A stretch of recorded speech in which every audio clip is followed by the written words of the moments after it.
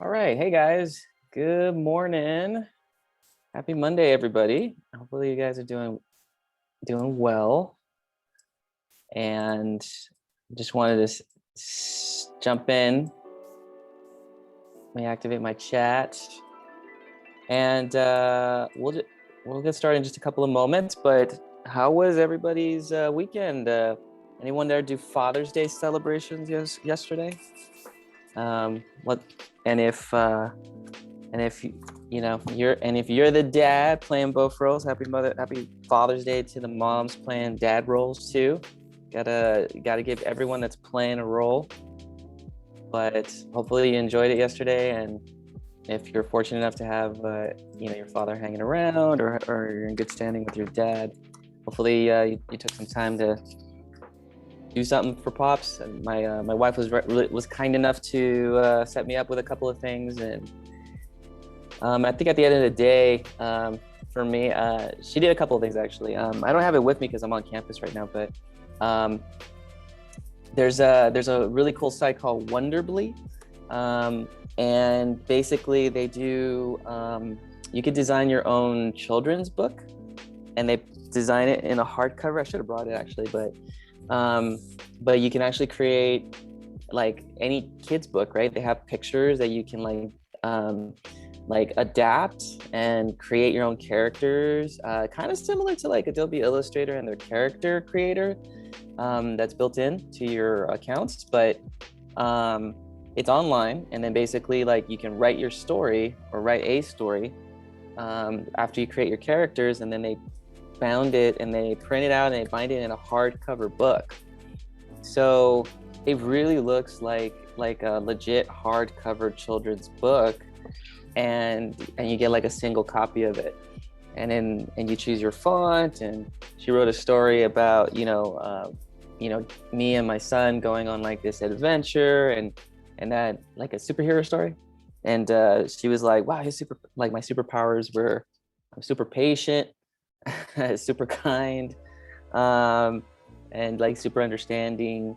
And so she wrote this really cool story, and my son was like very engaged, and he was getting it. So I thought that it was really awesome. So I was really happy to see that, and that was one gift. And then I guess on Saturday, there's I don't know if you guys are familiar with Newport Beach, down that area, but there's a really great restaurant down in Newport Beach by Crystal Cove Cottages, called the like Beachcomber. And so I'm a beachside kind of person. I like kind of going beachside for my activities and just relaxing. I just like the beach generally. And I guess I didn't know this, but like back in the 1960s, before there was like little villages out off Pacific Coast Highway, people were already doing that, like little communities coastside, and it was by Crystal Cove, and they had these cottages, like literally these little mini houses, right? And the state took them over, and now you can like rent these little homes, like they're basically like cabins basically, but they're nice cabins. They don't really look like cabins, to be honest with you. They actually look like tiny homes. So they have like living room, they have kitchen, it's not even like beachside and then parking and beachside. Like it's a legit walk from the parking lot off the highway, and you got to walk like 2 or 3 miles to get to the front beachside coast. And then you see like this little village of homes. And the crazy part, and get this is the crazy thing about it, you can rent them, and it is the cheapest house you can rent, even cheaper than Airbnb. So if anyone knows, if you try to rent like anything by the beach, it's like $300-$400 a night. Because this is state owned, it's like $280 or something like that a night. And basically like there's only one window twice a year to book them, and they book out every year in 5 minutes. So we went, and there was legit people like hanging out. And so there's a restaurant there called the Beachcomber restaurant, which is literally a restaurant on top of the sand, and you can go and eat there and see like the cottages, and it's pretty amazing. I think I have some pictures. I can even show it after the break. But that's what I did on Saturday. So on Saturday, we did dinner at the Beachcomber, and then Sunday I got this great gift, and then pretty much the rest of the day I got to just hang out and rest and sleep, because I'm pretty much an exhausted dad at most of the days. And it was good. It was really good, and I really enjoyed it. So if you need ideas, doesn't even have to be for Father's Day, but if you just need like ideas for getaways, or even just check out a nice restaurant this summer, Crystal Cove, you can Google Beachcomber, and it's really nice. You can book it like a week or two in advance. Really cool food, restaurant, everything of that sort. And check that out. I totally recommend it. Or if you want to get some places to stay, the Crystal Cove Cottages, I think, is really good too. So highly recommend it. It's always good to get out your comfort zone and change your perspective a little bit. So that's always kind of fun. All right. So good morning, guys. So a couple of things. We are gonna go do the warm up this morning. So we got a couple things planned for today. We have basically two objectives today. First objective is that we're going to be going over the career goals montage. So we'll be doing that today, and we're basically going to take a look at some of the designs, look them over. We'll do a couple of check-ins on styles and designs and whatnot. So we're going to be doing that this morning. And then the second thing we're going to be doing is we're going to be doing the next exercise, or beginning the next exercise, which is it's a fun one. It's actually kind of comical. And it's basically, it's called genetic mutation, where you basically take like 5 celebrity faces and you combine their faces using quick masking techniques in Photoshop. So it's a really cool way to kind of use blending and techniques and scaling proportions and basically do some really crazy edits to photography and or images. And so it is nuts, and it's really cool.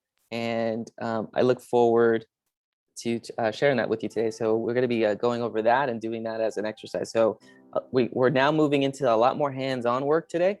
And this week, if I even had to kind of share a little bit of our schedule, let's see over here, because I know I have that coming up online.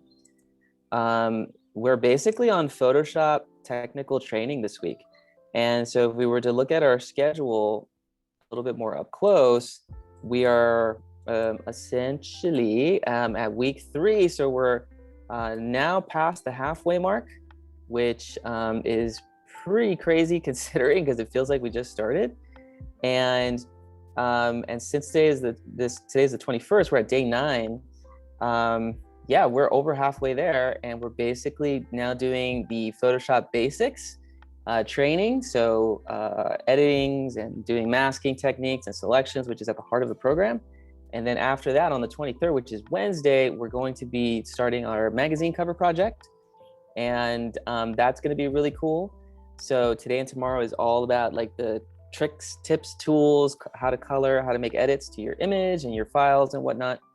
And then on Wednesday, we kick off our project, which is the magazine cover project, which is a really great exercise on applying text and image and creating like a publication. And then on the Thursday, on the 24th, we're going to have a partial asynchronous day. That morning, I have a doctor's appointment, or a virtual doctor's appointment, which I believe should last me for about an hour. So I'm going to have a pre-recording on that for user persona. And I will be joining the class at the halfway mark a little bit later. So it will be a partial asynchronous day, but I will have a video ready to go based on what's going to be happening for that particular day. Okay. It's a doctor's appointment. It's basically like a follow-up doctor's appointment for my son. So I just want to take some time to maximize the virtual appointment. So we'll be, at the time that class starts, that's when my appointment activates. So that's going to be sort of a partial asynchronous day. And we'll have some recordings and more instructions for that. no class on Friday. And then next week we don't have a Thursday class because we are officially, oh, excuse me, we do. I'm actually incorrect. We are a little bit over the halfway mark. Look at that. I almost killed my last week. But basically, for that following week, we're going to be going through the project and then going into that following week. And look at that. I almost killed my last week there. So we're actually almost halfway there at the end of this week. Okay, not enough coffee this morning. So, but we will be working on the magazine cover project. That following week, we will be having a couple more asynchronous days at the end of the month, but we will be in magazine mode, designing for the magazine. And then that final week is where we have our last week of school, which is the July the 5th, 6th, 7th, and 8th. So I'm super confident. I thought I can do a semesters in 4 weeks. It's really fast. So, but we will be going really in depth in the magazine cover project and really fine tuning it. If anyone knows my projects, I'm super notorious for like really digging deep into a particular project and just breaking apart the details, because I really do think that the details really add up to a successful design. And so knowing how to break those details out, putting in the time, and just going through that process is going to be really great for everyone to experience. So we'll be going into that mode in the class. And if you're watching any of the recordings, then of course you could always refer back to our links. Obviously the calendar is on Canvas on our pre-orientation or pre-class check-ins. So if you look at that module, you'll have those links available for you there. This is available at all times, okay?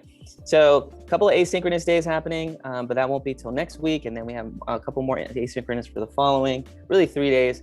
And then after that is the week of July the 5th, after 4th of July is our last week. And then we do portfolios, and then we're done, guys. So there's a lot's happened, and we're finally moving into like the technical component and the aspect of it. Okay, so it's gonna be a good one. Okay, and if you have any questions, feel free to email me, drop me a question in the chat. You're ready to go there. Okay. This morning, what we're gonna do is we're going to work on the warm up.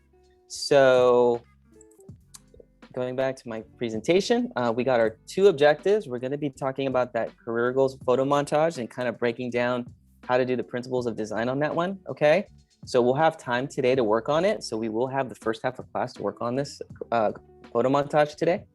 If you notice, the due date for this is not till today. I changed it. So we have time today to do it.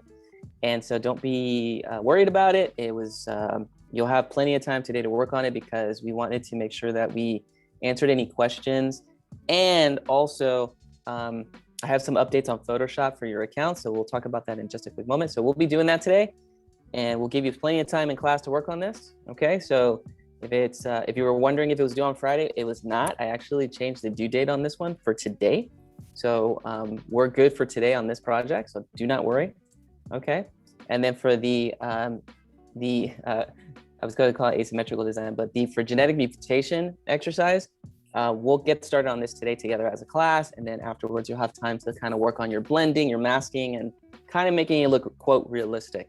So we got a lot to do and today, but if you haven't turned in the photo montage, don't worry. I specifically put in time today so that we can go over it due to some of my technical issues that happened on Friday. And before we get into technical issues, we actually do have an update on that as well.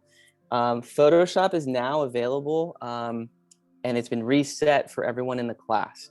So let me go ahead and stop the presentation. So over the weekend, I think it was at end of day towards Friday, the dean of the art department informed Adobe of our situation. So we should be able to, or you should be able to now go through the activation process for Adobe Creative Cloud. We have to do the whole presentation format again at some point. But if you're logged into your Photoshop and all of a sudden it seems to have shut off or it's not working, that's because it reset, and we might have to reset it and reactivate it. So I don't know if anyone already did that or not, or experienced that. But if you have, that's what's going on. If this is the first time, then if we go through the whole process again, which is basically Creative Cloud, we log in our real email, we set up a new password, right? If we do all that again, then we will be activated and set up for you, okay? So that is ready to go. And that's also available on Canvas. So we will have some time today to reset Photoshop. And if you're using the free version, then if we go through the process from the beginning of the class, we can now do that. And now your accounts on the other side of Adobe have been activated. So everyone should have access to free Adobe Photoshop in the class under the Rio account. We just have to go through the installation again in order to do it as if it was the first time. Okay, so that was an update as of last week. So just wanted to give you a heads up. And if you have experienced it or you're in the process of doing it and it worked or did not work, let me know in the chat. You can send me a direct message. You can say, hey, I did it, it works. Just wanted to let you know. So then that way we can kind of inform the rest of the class there. Okay, so so we'll be good on full Creative Cloud access, and we should be good to go moving forward from now on. So thank you to the Dean of the Art Department, Dr. Linzel, for taking care of that. He stepped in during his break to make sure that that got taken care of. So that was great. So thank you guys for your patience, but we do now have full access, okay? So we'll go over that a little bit later today. All right. Okay, guys, so let's talk about this. In Canvas, we're gonna do the principles of design.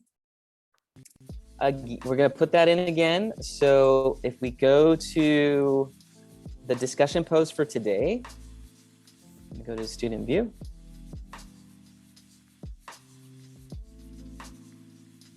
Okay. Want to make sure student view activates and not teacher view. Here we go. So if we come down for the bottom, today's warm-up is going to be another principles of design. So we have that ready to go today. And if you direct your attention to the bottom posting, we're going to do that warm-up. And it is right here, okay? Discussion, career collage, principles of design. We're gonna analyze it together. And then we're gonna kind of switch back to career goals photo montage right after that and kind of catch up from last Thursday, okay? So we're gonna do that after we do the warm-up. So let's go to where the red arrow is pointing. We're gonna go ahead and click onto that. And you'll see the picture is also included in that image, but we're gonna work on it together and kind of break it down step by step. And it will be also 6 principles, okay? So just like we did last week, a super long paragraph, 6 principles happening in that extended paragraph, and using those transitions in the writing, okay? So let's go ahead and jump in together and let's kind of put that to work, okay? So let's see, I'm gonna clear out the annotation. And I want the other one instead to make it work. And let me uncover this screen here.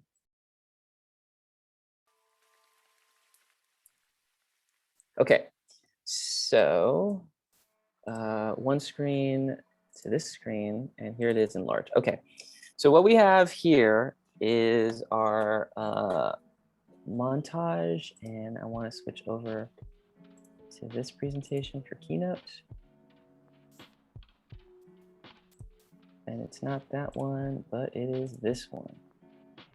Okay, so we're gonna go over this and we're gonna do the principles. And, oh, the submission's not going in? Okay, let's make sure that it is. There might be yet again another publication issue.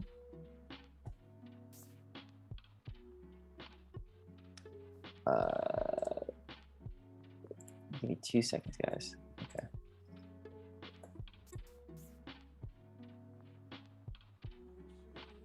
Okay, we show published. Let's go back.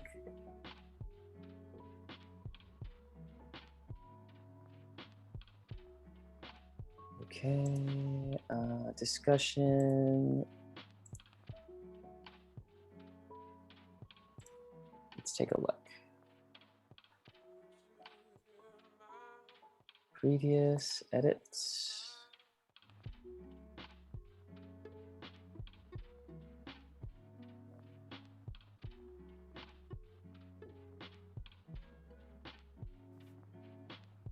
Edit this page, principles of design. What is going on here? Save.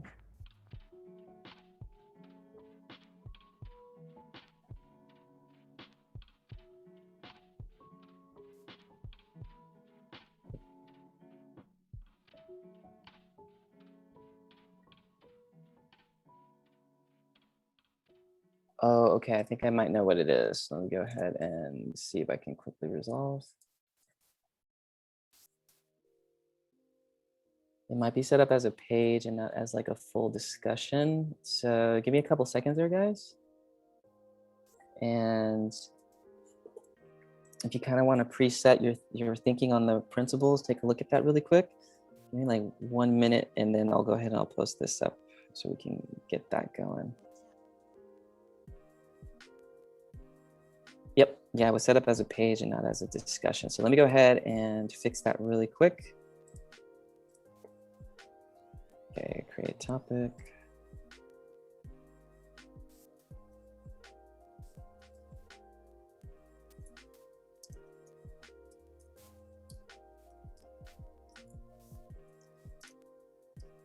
Design, add the item.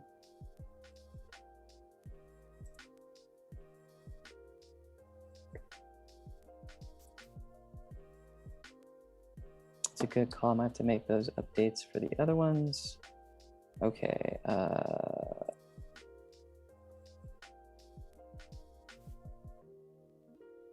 Copy, paste. Completed. Complete.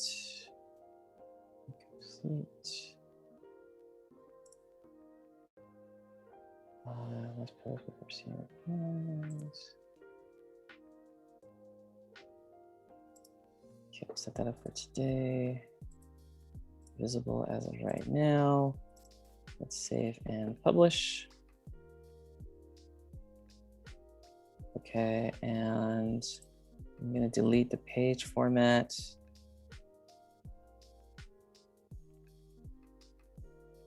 Okay, and we're gonna delete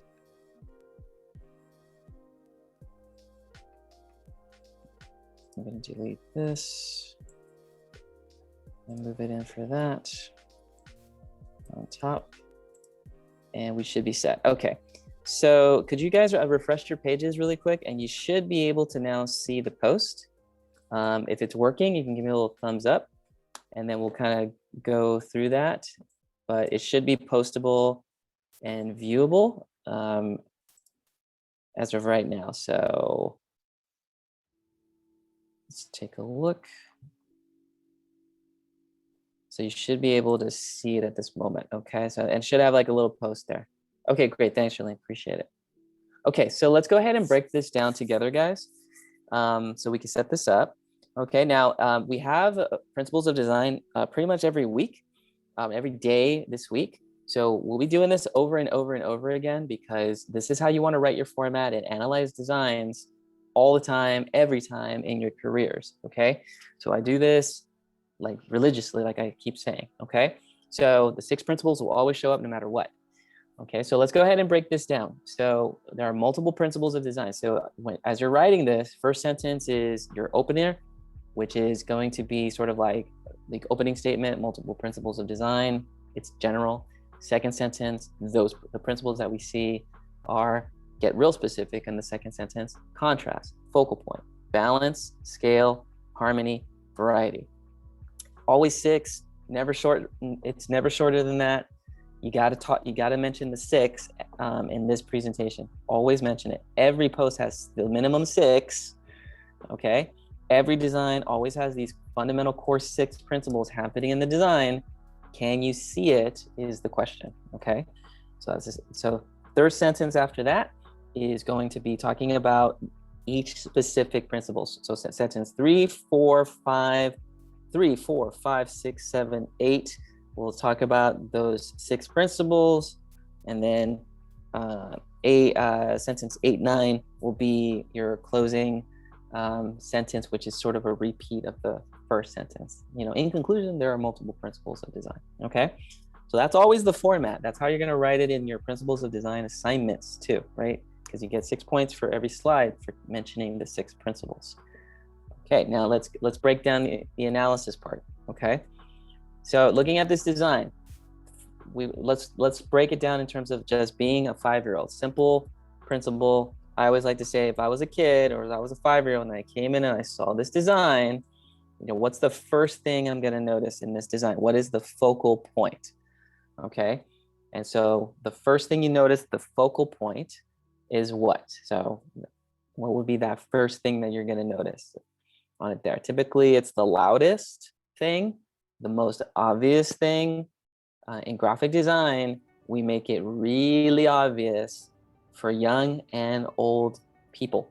That's what's so great about design, is that it starts with the obvious, but it gets slightly more complicated as you move forward. So in this student work, what do you think is the focal point that the student is trying to create? The first thing they want you to see, the biggest thing that they ultimately want you to see, what do you think that would be? Okay, now if you're thinking in your head, it's the Eiffel Tower, right, Francesca, then you are absolutely correct. That's the focus. That's the first thing that this designer wants us to see. That is the focal point, right? So that's the first one. Now, if there's a focal point, then the next thing you're thinking to yourself is, oh, automatically there's some type of contrast, right? I can't make something stand out unless I make it different than something else. So focal point is really backed up by some type of contrast or something that is different from the Eiffel Tower. Does that make sense? So the next question you're asking yourself is, oh, what type of contrast is this designer creating in this? Okay, well, let me think. There's only 3 types of contrast, right?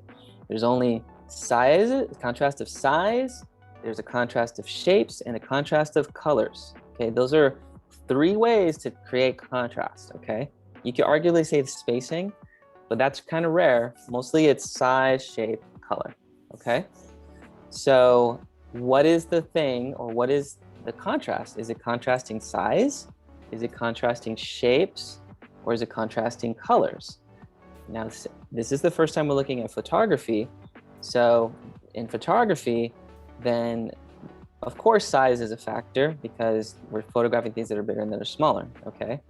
So if there's contrasting size, then yeah, what is the size, right? If the Eiffel Tower is standing out, would you say that is bigger or smaller than the rest? Okay, you can type it in the chat if you want, but what is it? Is it bigger? Is it smaller? What do you think that might be? Okay, and so it's bigger, right? Now, going back to contrasting shapes, in photography, there are shapes, okay? It really doesn't change so much in terms of like drawing versus photography. In fact, in photography, we actually look at the things in the photo like as if they were drawn, meaning I analyze the things in the photo and I pretend they're drawn and I analyze it like it was a drawing, if that makes sense. So are there contrasting shapes happening in the photos? And then by the shape, you're asking yourself the shape of the Eiffel Tower, the shape of the buildings, the shape of the baby's face. Are there shapes happening in the image, right? And if there are shapes happening, what are they? What kind of shapes would you say? You could type it in the chat. There's only 2 types. There's only organic and geometric. So what kind of shapes are happening in these objects that are photographed? Okay, they're photoshopped, but if someone came in and drew them, okay, and drew them out, then what kind of shapes would they come out as? Let's find out, okay? If I were to draw the Eiffel Tower, okay, this is really rough, but if I was gonna draw this Eiffel Tower, okay, because I'm using a mouse to draw something that's structured here. So if I drew this, what kind of shape is that outline? Is that a geometric or is that an organic shape is the question. So I start with the outline of the object, okay? Is that a organic shape or is that a geometric shape, okay? And if you're kind of wondering if it's one or the other, go ahead and type it in. But that red line, let's go, what is that red line? Is that an organic line or is that a geometric line that I just drew?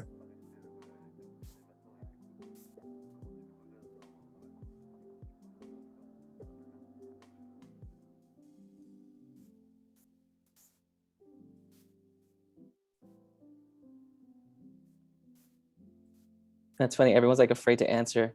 I think it looks organic, and the answer is you are correct. So the building is organic. Yeah, it is a curved structure. Now, there is some geometry that is going into it, right? And it's geometric within it. But in this flat image, the overall 2-dimension, it's pretty organic. If you, wouldn't you say so? I mean, it's a tower that kind of curves. At least on this flat image, it curves. But then you say, oh, well, I've seen it in person. Yeah, but we're not, you might be right, but we're not analyzing what you saw in person. We're only analyzing what is inside this picture, this frame in red. Does that make sense? So one of the things about photographs is that when it comes into the 2-dimensional world, we analyze it like a drawing or a 2-dimensional figure, okay? Does that make sense? Okay. So even though it's 3D and even though it may be built geometric, we're only looking at it as if it was a two-dimensional drawing, right? Because we took a photo of something physical and slapped it into a flat 2-dimensional surface. Does that make sense? So we made it 2D. So we analyze as if it was a drawing, but it's photos nonetheless, but we kind of look at it like a drawing. Okay. This flips the script tremendously because now we're looking at all these other things and we're like, oh, wait, so then that means there's not really that much geometry happening here. Well, some here, some there, right? Like if you were going to, if we were going to draw the buildings or other structures around it, then there's some structures that would come off as geometric, right? So there are some buildings that are geometric, and that's cool, and you can mention that, but you have to be very specific, right?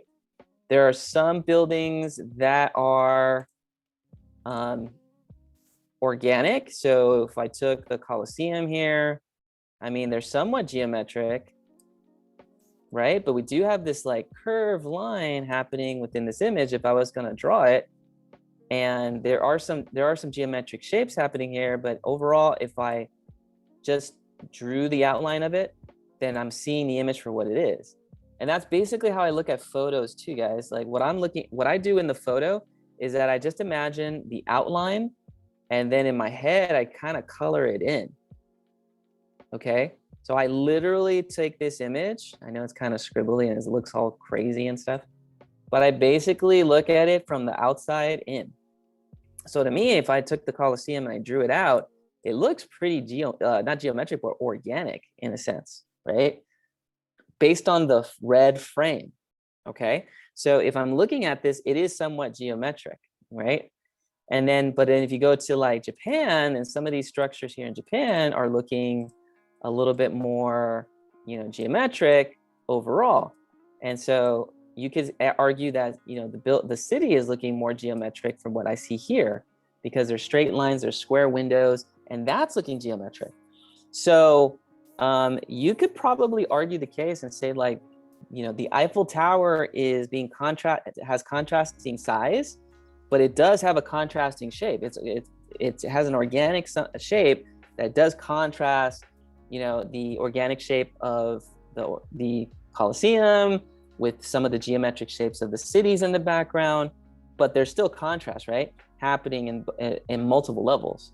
So, but the tower is still big and it stands out from all the rest. Does that make sense? So sometimes size, the biggest thing on the page, will be the focal point, even though it is organic with the Colosseum. And so students always ask, well, but professor, like, what about the Colosseum? If the Colosseum is organic, isn't that like, and it looks pretty big, isn't that the biggest thing compared to the Eiffel Tower? I would argue yes, but then you have to kind of look at what's on top of it all, right? What's in the foreground, what's in the background. And so if something's in the foreground in front of that image, then typically that means it's in front of, and it's sort of coming towards me, as it were, if that makes sense. So so the order of analyzing could be like, oh, okay, that's the biggest thing, but is it in the foreground? And does the artist or the designer or photographer saying, hey, this is in the foreground, there's all this stuff in the background, this is the subject, that's the first thing you see. Does that make sense? So when something looks 3D, then sometimes the foreground is going to be that area of focus, okay? So let's go back, sentence 3, right? The focal point is the Eiffel Tower. Sentence 4. First, we notice that there is a contrast of size because the Eiffel Tower is bigger than the images in the background. You could also argue, or arguably, we could also say that there's contrasting shapes. However, the contrasting space is that the Eiffel Tower is in the foreground space, which is in front, and the building is in the background, which is behind. So that's contrasting of spaces, okay? It's kind of a rarity. So if you want something to stand out, sometimes if it's in front of the background, like my hand is in your little preview window, my hand is the focal point because it's in the foreground, I'm in the background. But this is standing out because my hand's bigger and it's in the foreground versus me and the background is smaller. Okay, if that makes sense, you can give me a little thumbs up emoji, right? So what does that mean? That means that you can do the same thing when it comes to Photoshop. Does that make sense? It's like, oh, okay, so if this is in front of all this other stuff and it's bigger, then it's gonna stand out. Yeah, that's your focal point. Now you're designing pictures and you're a designer. Oh, cool, I get it. Now we have photographers in the class, right? If you're a photographer, what photographers do is that they just tell people to stand in front of the camera. And that's their focal point, okay? So photographers know this concept very well, and they say, oh, hey, you stand over here. Or they'll grab something and they put it in front of the camera because they're making it in the foreground of space. It's a contrast of space. And so they're making that in the foreground, and then all these other objects are in the background. And that's what photographers do really well. They actually know how to put things in the foreground. And sometimes you could do it by telling people, putting it manually. Sometimes you got to climb a mountain or go deep into a field somewhere and find something and stand in front of it just so that the background is a background.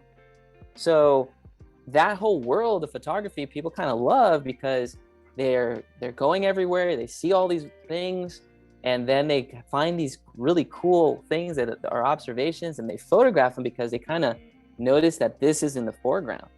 And there's things that they could put in the background or that are background that are just fascinating, right? And so that's a really like simple concept. And it goes deeper too in photography because then it talks about the subject, like the thing that's the focal point. Sometimes it's a person, and what are they wearing? What does their face expression look like? What's going on in the background? Why is this person looking so serious or so happy, and there's in the foreground, yet there's this chaos in the background? Sometimes the photography really is about the emotion being presented in foreground versus background. Does that make sense? So it's a really interesting world, but it's really about the context of the foreground and the background if you really want to break it down that way, okay? And that's for our photographer folks that are interested in photography, okay? And this also even breaks down to storytelling and animation and things like that as well. Okay, so rewind. Okay, we have contrasting shapes, right? Contrast of space. They all are happening in this format, okay? You could say a color too, I mean, the Eiffel Tower is somewhat darker to a degree, but it's not completely standing out in terms of color, so to speak. So I would probably say size, shape, and space is for sure happening. Okay, so going back to our setup, okay? Sentence 1, 2, 3, 4, right? There is 4, 5. We're going into the balance, okay? The next sentence is like, you could say, secondly, we notice that there is balance, and be specific. There is, you tell me, is it symmetrical or asymmetrical balance? This is where it gets interesting, okay? Because when I look at symmetrical, remember the rule, okay? Let's change the color. I'm basically, try yellow today. We're gonna go and create this image, split it down the middle, right? Okay, and asymmetrical are the rules of balance. Symmetrical versus asymmetrical says, if I look at the left, and if the left is different than on the right hand side of the vertical image, then is it symmetrical or asymmetrical? And it's only left to right, not top and bottom, only left to right. When I look from left to right, if I'm from the East or other parts of like, let's say, from the Eastern world, sometimes we can look at from right to left because of reading and things of that sort. But in the West, in the Western mind, okay, we read from left to right. And so what do we see? Is the left different than on the right? Yes or no? And what would you say? Well, let's say that. So is the left different from the right? Yes or no? Okay, now, if you're looking at this and you're trying to determine whether it's foreground and background, I say look at both, okay? If you take the foreground and the background, is that left different than on the right? Okay. Now you could say, well, Professor, the Eiffel Tower is symmetrical. Okay. Yeah, but the Eiffel Tower is not on a blank background. If it was a white background Eiffel Tower, then it's symmetrical. But it's not. It has a background. So even though the foreground is symmetrical, which you could say, hey, it's symmetrical, the foreground is symmetrical, Professor. However, the background is so different than on the right. So predominantly, majority, this thing is asymmetrical. This image is asymmetrical because the left is different than on the right in its entirety. Okay? So looking at the left, looking at the right, in its entirety, it is different. Therefore, this piece is asymmetrical. Does that make sense? Okay? If that makes sense, give me a little thumbs up. You take the background, take the foreground, you take it all into account, and you say, hey, the left is different than on the right, Professor, so it's looking pretty asymmetrical. And I always go back, if a 5-year-old look at this for the first time, and they said that, it's asymmetrical, okay? Okay, so now we're going back and we're moving forward. Proportion and scale, that's obvious. The Eiffel Tower, there's proportion and scale because the Eiffel Tower is big and we have other objects in the background, so you pick. You could say the Eiffel Tower is bigger than the pyramids. The Eiffel Tower is bigger than this. You could say that the baby's face is bigger than the doctor or pediatrician found in the Eiffel Tower. There's a lot of proportion and scaling happening in this design. So that's pretty obvious for sentence like 6, if I understand correctly. This first 2, 3, 4, 5, 6 is the proportion and scale. Okay, sentence number 7, thirdly, we notice that there is harmony. What is harmony?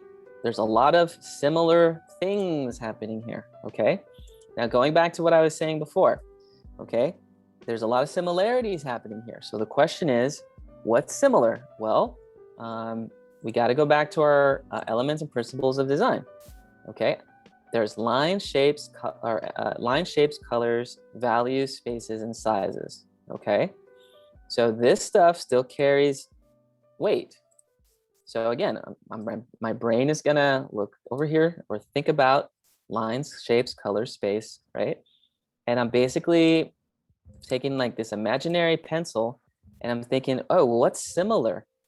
Okay, we kind of talked about it, but what do we see more of in this image? Do we see similar lines? And by lines, I mean like I'm actually looking at these objects and kind of saying to myself, if I drew, it looks really bad, I know, but if I drew like these outlines of the objects, right? What kind of lines do I see more of, right? Do I see, you know, more organic lines, and or do I see more geometric lines? And that's like kind of like the outlines of the structures that are being built here, right? Do we see,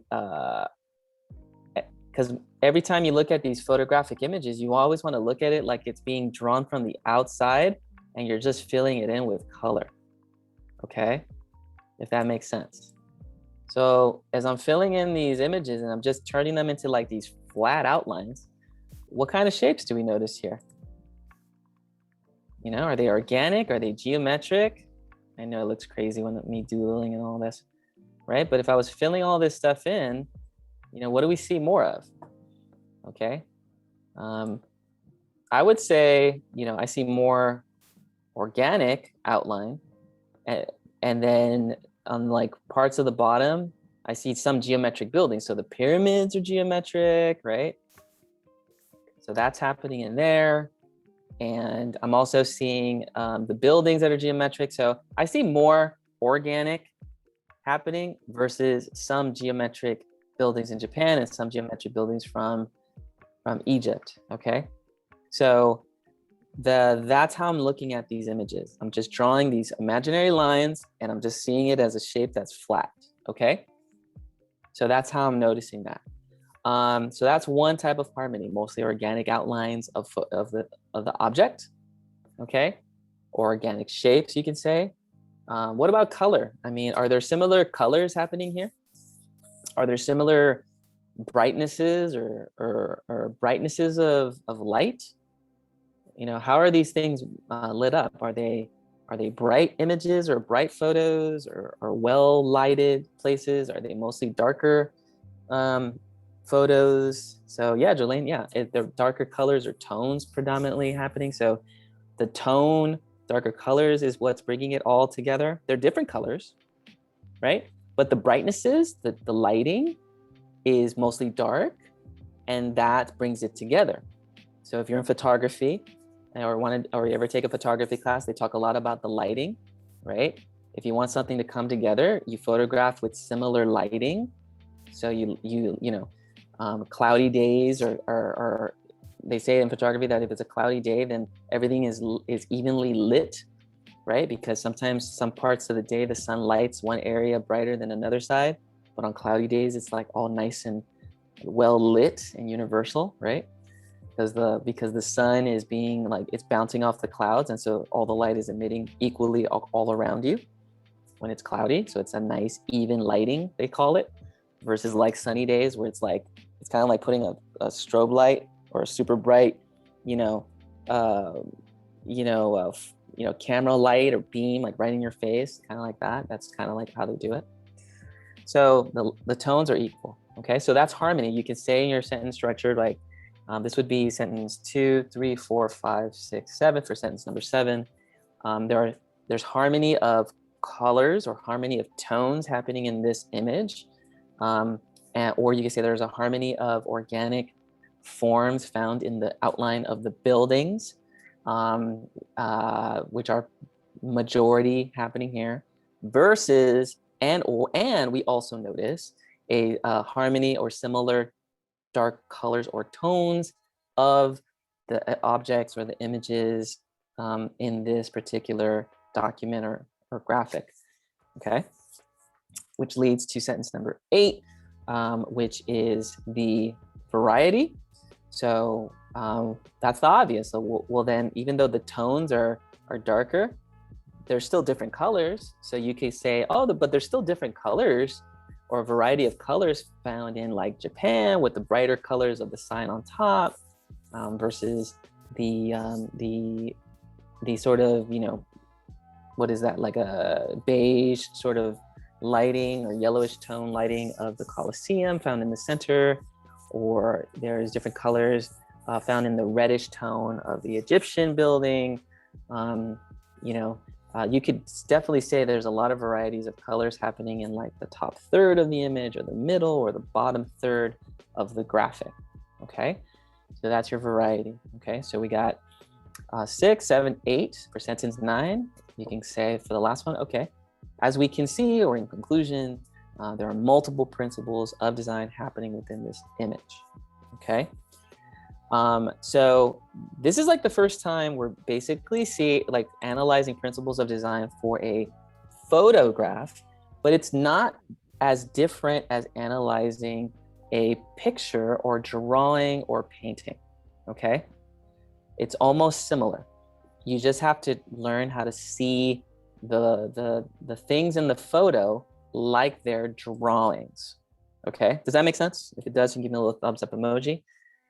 You basically imagine like the outline of the photo or the thing in the photo like an outline, and you kind of imagine it being colored in, and you see it for what it is. It's pure shape on the outside, okay? Does that make sense? If it does, give me a little thumbs up emoji, because we're gonna start interacting right now. Go ahead and type that in your warm-up. So I'm gonna give you guys a few minutes to do that. If you're done, you can go ahead and type in complete, or I'm done. And we'll take a look at your collages, okay? I'm gonna switch here for a second, give everybody some points on the other side. But being a graphic designer is so much about how to see than it is building in Photoshop. That's part of it, but what makes a good school or a good teacher or professor, in my opinion, is talking about the theory and just training that eye. This is how I see it. This is how I see it. This is how I see it. This is kind of like a art history class, if to be honest, and it's really helpful to deconstruct. It's all about how you see, and it's all about how you deconstruct. And we got to train ourselves to look at it from a designer's view and see the world as a design in and of itself, okay? So let me go ahead and give you guys some time to type. Let me go ahead and start putting out some points out there, and I'll get that in there for you guys right now too. So let's get some points.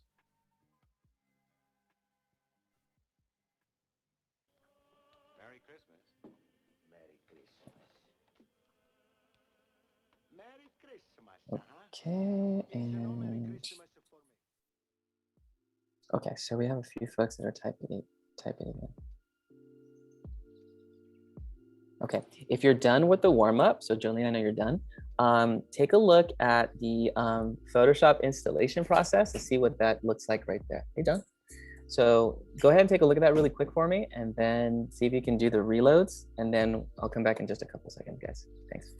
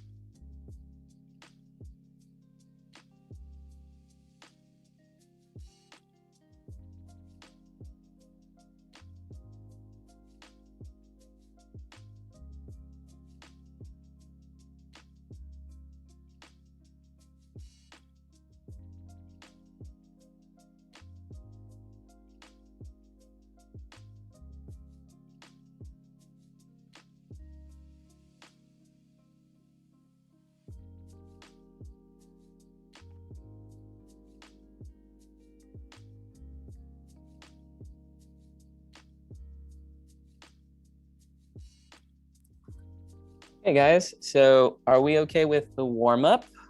I hope, and if you've completed with typing it in, go ahead and let me know so that we can kind of get a feel for it.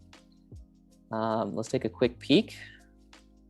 So we definitely want to kind of get to that level of writing in your presentation. Okay, so everyone's doing better, cool, much better, getting stronger.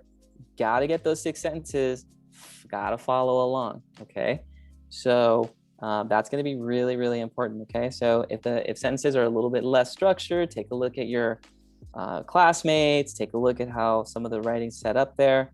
For every one of these, we're getting better. Okay, and that's the idea. We just want to keep analyzing, keep breaking it down. The more you can break something down, the more you can bring it into your work. Okay, so it's all about breaking it down in our heads and then bringing it into our work. That's how designers do it good. Do good work. We don't live in a vacuum. We got to see other things and deconstruct it, break it down into its simplest parts, and say I like this piece, I like that piece, or I like this piece, and I'm going to bring it into my future project. Okay, that's why you see successful designers like really look at their work, go and look and create and do this thing over and over again. They're constantly in this state of like of inspiration, I call it, because they really got to enjoy looking at this stuff. And if it's like, it feels a little bit complicated or a little bit tricky, that's why we do more of it every day in the class, so that we break it down easier. And it just gets easier and easier as you do this. And you become a better thinker and you become a critical thinker as a result of this process, because then you're breaking things down and asking, well, how does this work? Why does this work? And before you know it, you're doing this in like other things and other areas of your life. And well, wait, okay, well, if that's fine, if financially that's how you do this, or why, can you tell me why you're charging me that? And how did that work? Can you tell me why, how and why? Like people will start to be like, will not be able to trick you into anything, because you have this transferable skill of analyzing and breaking things down into its basic parts. Does that make sense? And just kind of seeing things for what they are. I think today this type of thinking has now gotten me to get to a place of like, I break things down analytically, where I now look at like psychology as an area and like, oh, I wonder why people behave like that, and what are the fundamentally like why do people walk into that kind of drama? Oh, there's 3 types of drama when it comes to this. Okay, I'm not gonna do. Okay, what are those things? Oh, these are the. And so you'll be very surprised how this analytical or deconstruction process, also known as first principles thinking, where you reason from the bottom up. What is a design? What is the principles? What is an element of design? When you reason from the bottom up, that's called first principles design, or first principles thinking. It is a stronger way to reason and understand the world around you by breaking it down to its basic parts and building it up from there. Because you'll find out in life that a lot of the things we kind of consider the norm are really created by people that are no smarter than us. They're outdated systems or functions. And when you really like break it down, you're like, oh wow, this is actually like some level of thinking from way back when, and we haven't updated it. I think I'm gonna reason up from here and kind of come to my own conclusion and do it my own way. That's a transferable skill that is very helpful for 21st century. And in the future that the world is changing so quickly, we're gonna have to think like this, okay? If that helps you, give me a thumbs up. And if you don't think you're needing it, you're gonna need it, then wait until you get older. If you don't believe me, we just wait a few years, and you will remember me when I said, "Oh, Professor was right." And I'll be like, "Yeah, okay." Now I sound like a parent, right? Okay, so and listen to your parents. If they're good people, they know what they know what they're trying to do.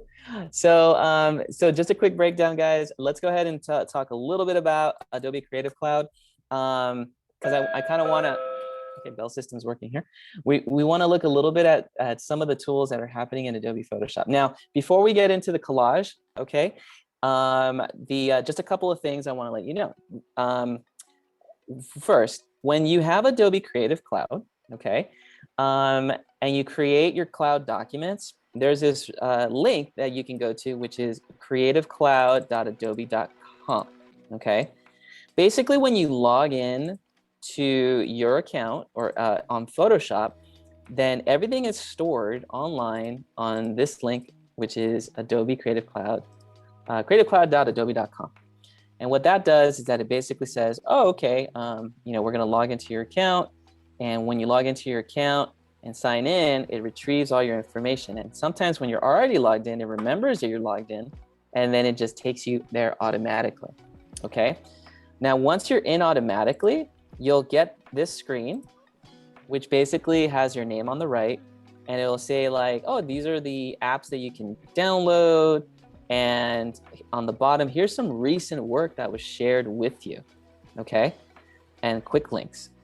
And there's even a notification system on the upper right-hand side that lets you know who shared what with you. And even a little account here that says, what is the login of my account? And any questions or get help, ask the community. And even has like these built-in apps where you can actually go to these sites and install the links, all this within the cloud. So whatever that you have stored in the cloud logged into your account, kind of like Google Workplace or Google Documents, we're noticing now that Adobe and all their creative apps kind of are operating like Google does with their online Google Slides, Google Documents. It's all in the quote cloud, right? And so everything is out there on the internet, and you literally don't have to really download anything unless you have a program like Photoshop, which requires some level of download. But Adobe was really smart to integrate the download with the cloud. So then that way, whatever you save on your computer or the cloud goes into the cloud and saves you memory, okay? You guys have been sharing stuff with me. So when I go to the left tab up here where it says your work, it'll show me my projects that I've saved in addition to your projects. So one of the things I'm noticing is that I know who's working on what in the class and who did something and who did not do anything during and after class. That's one of the benefits about cloud storage. So you learn something, and I also know where you are in your work. So, if you're not at home, I know because you never sent anything, and I know what you're doing, and it's over here on the shared side. Okay, now don't freak out. I'm not going to flunk anyone because of it. But there's always a student that says, oh, I'll log in from work, and they'll never know. Oh, I know. And the way I know is when I say shared with you. Okay. In fact, if you saw me, I shot out a couple of links over the weekend, or sent out little comments saying good work. You probably saw that pop up. That was just my way of knowing where everybody's at, and just signaling that. But when I look at the side here and I went to the shared with you tab on the left, then I see the files that you created, and I see where everyone is at. And what's cool about this is that when you make a change, I see it happen. So if you do something on your file now, in 5 minutes, I'll see the change happen. So it's constantly being updated, which is kind of cool. So it doesn't go too deep into like the tracking and things like that. So, like for example, when Francesca was creating hers, I sent a little comment saying, it's looking good, Francesca, on June 17th. She could send a reply. And then every time she made a change, I could monitor it in real time. So be aware, right? Like if you ever share a document with a professional or with someone else or even a client, and they want to see your progress, hey, this is a great way to say, this is what we're working on. This is how the design's coming out. But just be cautious too, because sometimes they might not know you're done with something, and they'll say, and they can leave a comment saying, I don't like that. What am I paying you for? And you have to basically say like, no, we're not done yet. So this really works when you're working with other designers. Maybe when it's done, you can share it with a client, but do not share this if you're working currently with a client, or they love your work so much that they trust you to the level of like, they see the process. Either way, this only works with collaborators that are adding to the work, okay? That are making a contribution to the work that you're doing, okay? So we always want to make sure that you are just, constantly monitoring that, okay? So, you know, if you're live, but you're not doing the work in class, well, you know, you might want to think twice and maybe try to get a little bit more time in class to work on these things so that we can give you some comments, because as we move forward into your projects, I'm going to be doing a lot more one-on-one, and we'll be going into a little bit more breakout rooms, and we'll also, we'll also be putting that all together, you know, and just collaborating a little bit more. Now, the alternative to this is basically emailing me your file, right? So if this stuff doesn't work for whatever reason, you know, you could just email it to me and through your drive, and then Google will make a drive folder and say, here's my file, okay? So we always have email at the end of the day if something happens to the program or we have issues at any level, okay? But this is just a great way to say, to basically click in and say, hey, how's it going? Okay, looking good. You know what, you know, maybe give you a couple comments, 1, 2, 3. It saves you time overall, and you could kind of mark that trail. And on Zoom, we could go on Zoom Live and we can just share your design and do it that way. There's so many different ways to share your files. It's unbelievable, but that's just a way to kind of just have some accountability with and set it up there. Okay, so let's go ahead and kind of talk a little bit about this. Okay. And I do kind of want to share some comments and give you guys a little bit of a breakdown. But let's kind of talk a little bit about this and set this up here, okay? So we'll talk with the folks that have their designs going. So like, so Francesca, if you're okay, we'll take a look at your design in a second. Gio, if you're okay, we'll take a look at it.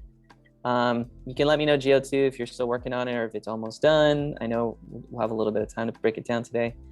But thanks for the thumbs up, Francesca. Let's go ahead and take a look really quick and just share a little bit of comments here, and just kind of break it down using the principles of design. Okay, so so Francesca, really quick, it's looking like it's done, right? And as it's being done, just a quick question, like, you break it down in terms of like your vision and what are some of your career goals, and we'll see if we can if we see that translated in the image. But can you share a few words, just like, you know, what are some career goals that you have, just as a quick refresher to the class?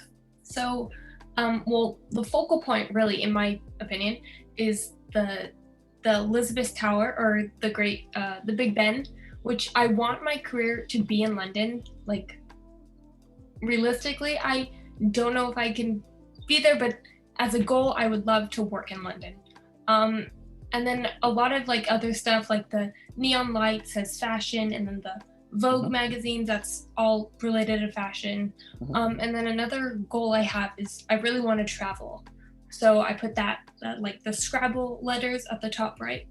And like the Italy is on the the left side of the page.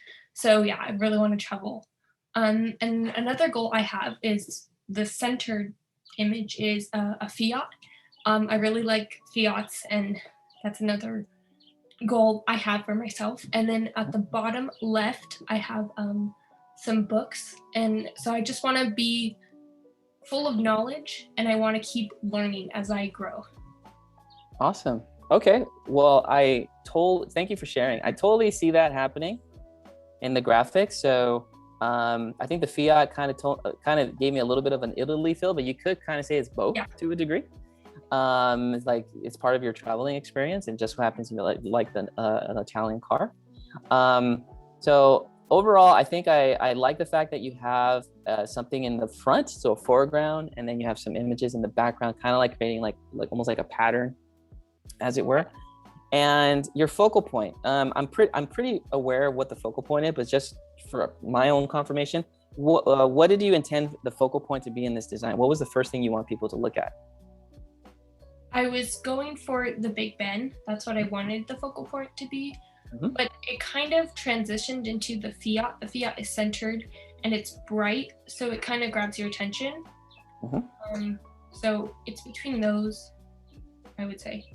Yeah, and that's what I saw too. I would say, like, if we really wanted to push it a little bit, then I mean, it could be either or. Like we could decrease the scale of the Big Ben and then make that the car the focal point. Personally, I kind of like the shape of Big Ben, like the outlining of it, and that could totally be a focal point where it's very, because for two reasons. One, if we increase it, it'll be an easy increase. You just go bigger on the image, and then two, it's gonna definitely make it very asymmetrical, which we said was like a really good design. Typically, we'll kind of move into asymmetry territory. And collages are on that. Like it's kind of impossible to make a symmetrical collage, quite frankly, but it's not impossible. It takes a lot of control and structure.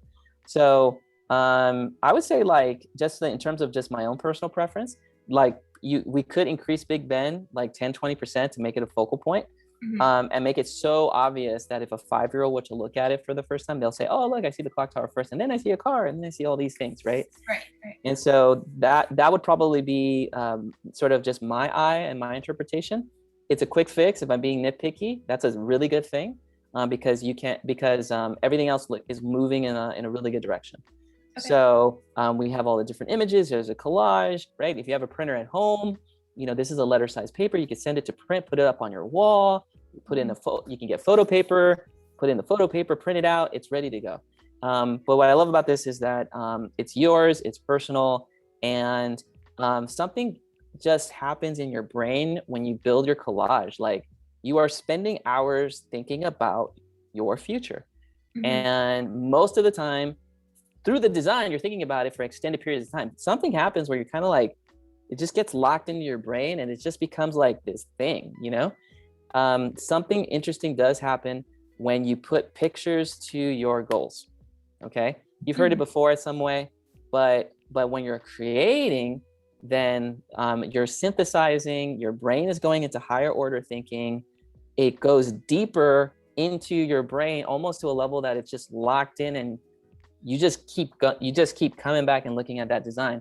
And so it becomes visceral, and I would love to see a study. Maybe they should do this in colleges where, what is the percentage of people that accomplish their goals with and without a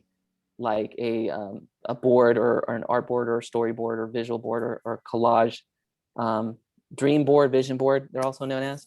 What is the percentages? I'm almost willing to bet that people that do these projects are more likely to achieve their goals, or more of the goals they put into this, or for sure likely to achieve one of the goals at least minimum. Okay, because they made it visible, they made it visual, and they built it by hand, and it just becomes tactile and just it feels real. And so that's kind of my thought on that. So it looks great. Yeah, I think I would make that adjustment to increase the focal point, and the goal is just to create a focal point in a background and emphasize those principles of design. Probably if I had to nitpick one little thing, now that I'm looking at it a little bit longer, things that are rotated sideways look more interesting visually, because anything at an angle kind of looks like it kind of is a metaphor for things upward flight movement. So when I look at the shades, instantly my brain goes into like designer mode, and my first instinct is like, oh, it would be great to kind of like tilt the glasses a little bit more, or tilt them to an angle so that they look like they're flying up in the air almost. And you could even do that with the travel component to it. Like travel is slightly tilted, almost like 2 or 3 degrees, ever so slightly. But you could definitely take those shades, tilt them a little bit more, and get a little bit more dynamic feel and flow, almost as if they're flying in the air. And anything that's flying in the air is a symbol for flight, and that's travel. And so that could be another hidden metaphor that we put into the design too. Okay. But it looks great, and thanks for sharing your work. And this is great. If you have a printer at home, print it out, and then that way you get it on screen, or put it in, make a little desktop screensaver. You can take your image and make it into a background. It's all there visible for it. Send it to your phone, and then you have it as your background for your phone. These are some cool ways to kind of get this thing in front of you every day to reach for your goals. And this is for everyone in the class. Okay. Awesome. All right. Well, thank you for sharing. Appreciate it. Let's see if we could do one more here, or 2 more actually, just to analyze it. Let's go with you, Myra. Is that okay? We kind of take a look at yours for a second. And is your mic working by any chance? Yes. Okay, great. Okay, so let's talk about it for a second. See, yours updated pretty quick because in the previewer it looked like one thing, and then I opened it, it updated. So um, first of all, I want to say this is looking really nice. I really like, well, let's break it down. Let's hear your career goals and what these images mean, and then we'll kind of break it down in the analysis part. But can you share what your career goals are and what you with the class as well? Like, what is it that you would like to accomplish? Um, I'm studying to be a graphic designer. Mhm. Um, I would love to work from home or do my own business. Mhm. And I think that's my goal. It's just because growing up, I didn't, my parents will have to work 2, 3 jobs and I will barely see them. And Mhm. I have 2 kids, so I don't want to go do that to them because I feel like I messed up a lot of stuff with growing up without parents, even though they were, providing for us, for me and my brother and sister. But at the same time, like I want to be there for them and I want them to see me. So that's kind of my goal, is to work from home or work less, but make enough money to support myself and my family. And for a while, I've been I guess, interested in makeup. So I've been wanting to do makeup, being a makeup artist. Mhm. So I feel like that's in right now. But I also, like, I did makeup for my sister, sorry, my sister, and I remember her feeling good when I did her makeup. So it kind of like made me feel better, making somebody feel better. So I've always liked to I was always interested in makeup as well as drawing. That's why I put a picture of a drawing, and I've been wanting to start drawing again and drawing on the computer. Those are kind of like my kind of goals for now, for right now. Okay, these are great goals. I do have some comments regarding things like classes you could take too, for sure, based on those goals. Um, and then the house, there, I see that as a very big focal point. Is that the goal, is to have like your own property or a specific house, or is this house somewhere that you would like to live in, or a country you like to live in one day? I would. It's a. I guess my focal point is like getting my own place, my own home for my kids, and working from home. So like, I just wanted to be like personal. I guess my home. Okay, so having your own place, your own house for the family to like grow up and live in. Yes. Okay, this is great. Well, I will say, before we break it down and the principles of design, if your goal is to have a business, or if anyone's goal is to have a business, I know Rio has some classes. I believe we have an entrepreneurship class or a class, and I want to say, I have to verify this with my wife, who's a college counselor there, but I believe there might be a creative entrepreneur class or entrepreneurship for designers, that I would totally recommend. And I would talk to your counselor about and see if that's available. I mean, there might be a summer session, who knows? But it really talks about like how to operate a business, how to do business, be an entrepreneur at multiple levels. For sure, being an entrepreneur at home or having your own home business. Um, I would definitely look into that for sure. And I think there's even like a few authors out there about women in business. I will say this, is that there are more female entrepreneurs now than any other time in history, and that's great, because there's a lot of passions that are happening. But the business, the future of business is women, and we're gonna have a lot more.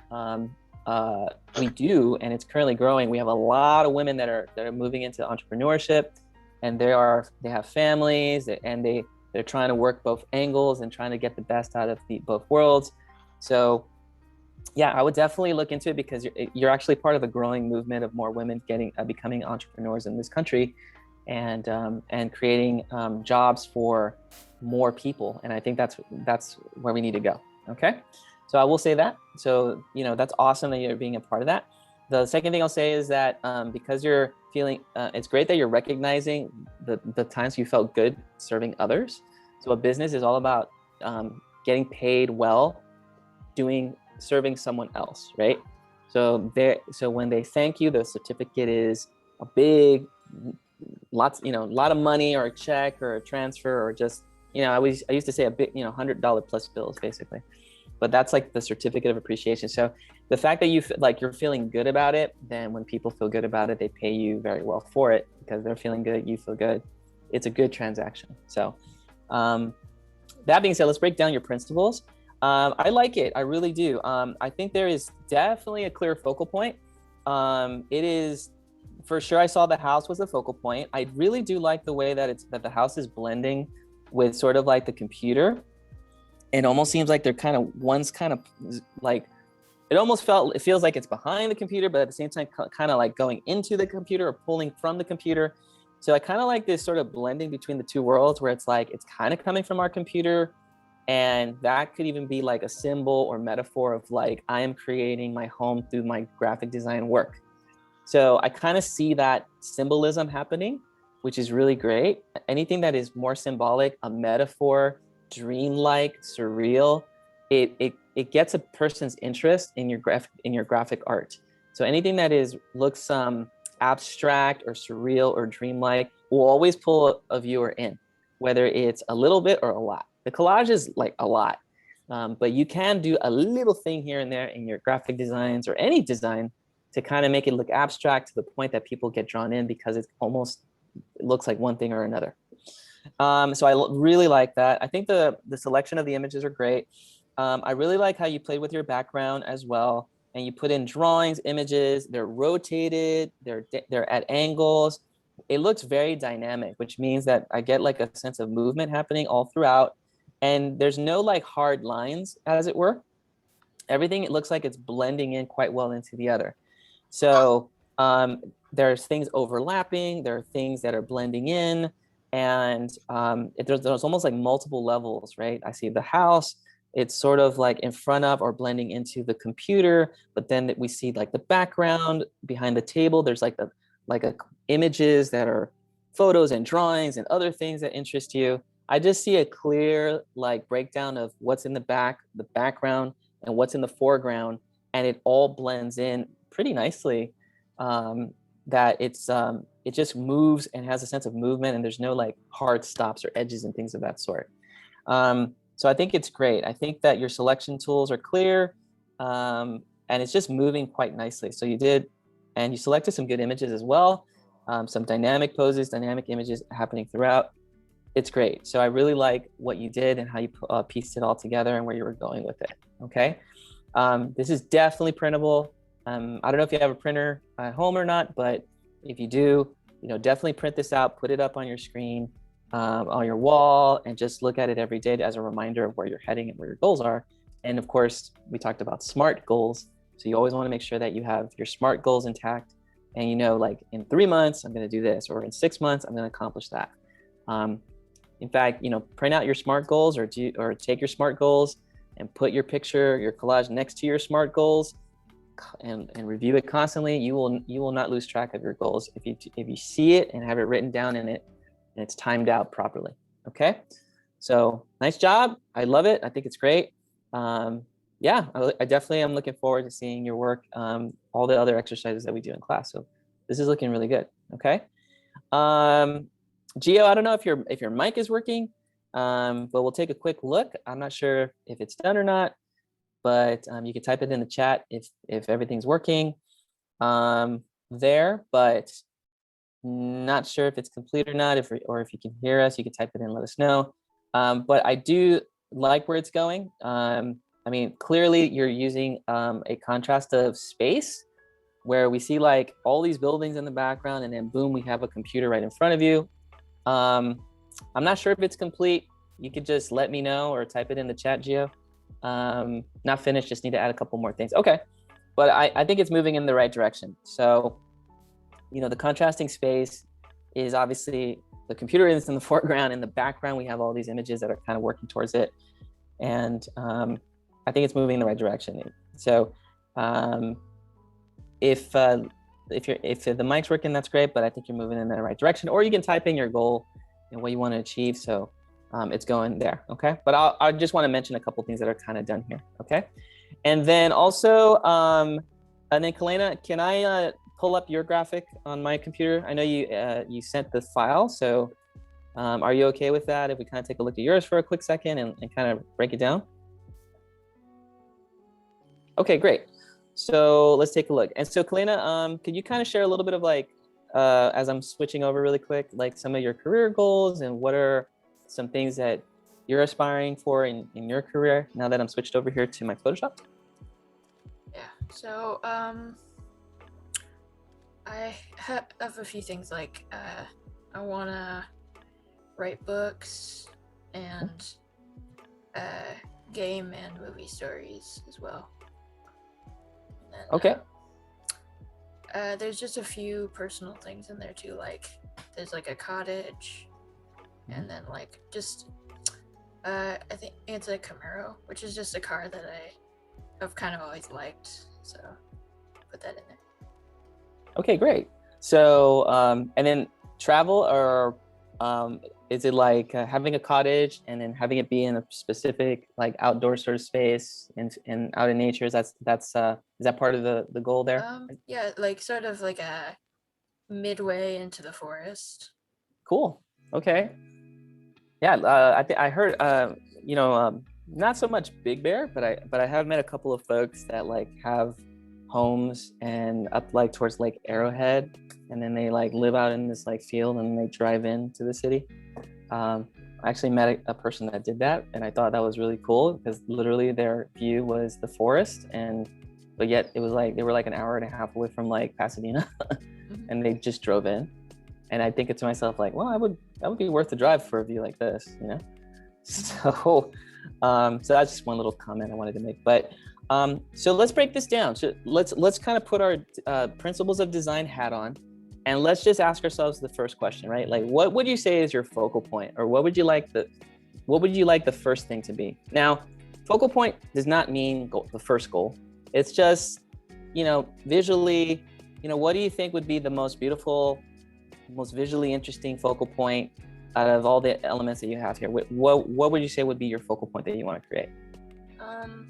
I tried to make it the film machine. Okay.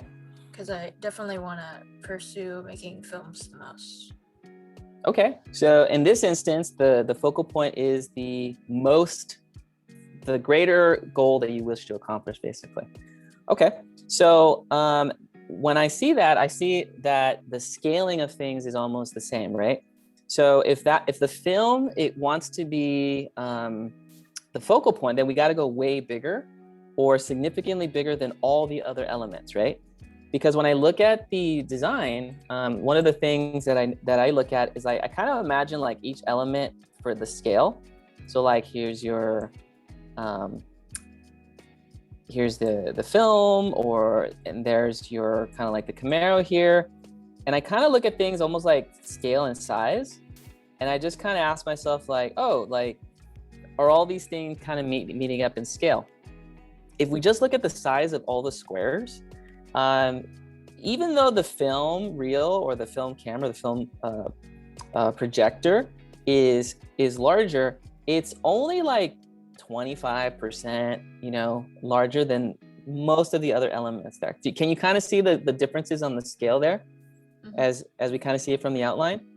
So with focal point, we want it to be like at least for your image, like 50% larger than the others. Like we want a level of scale significantly different.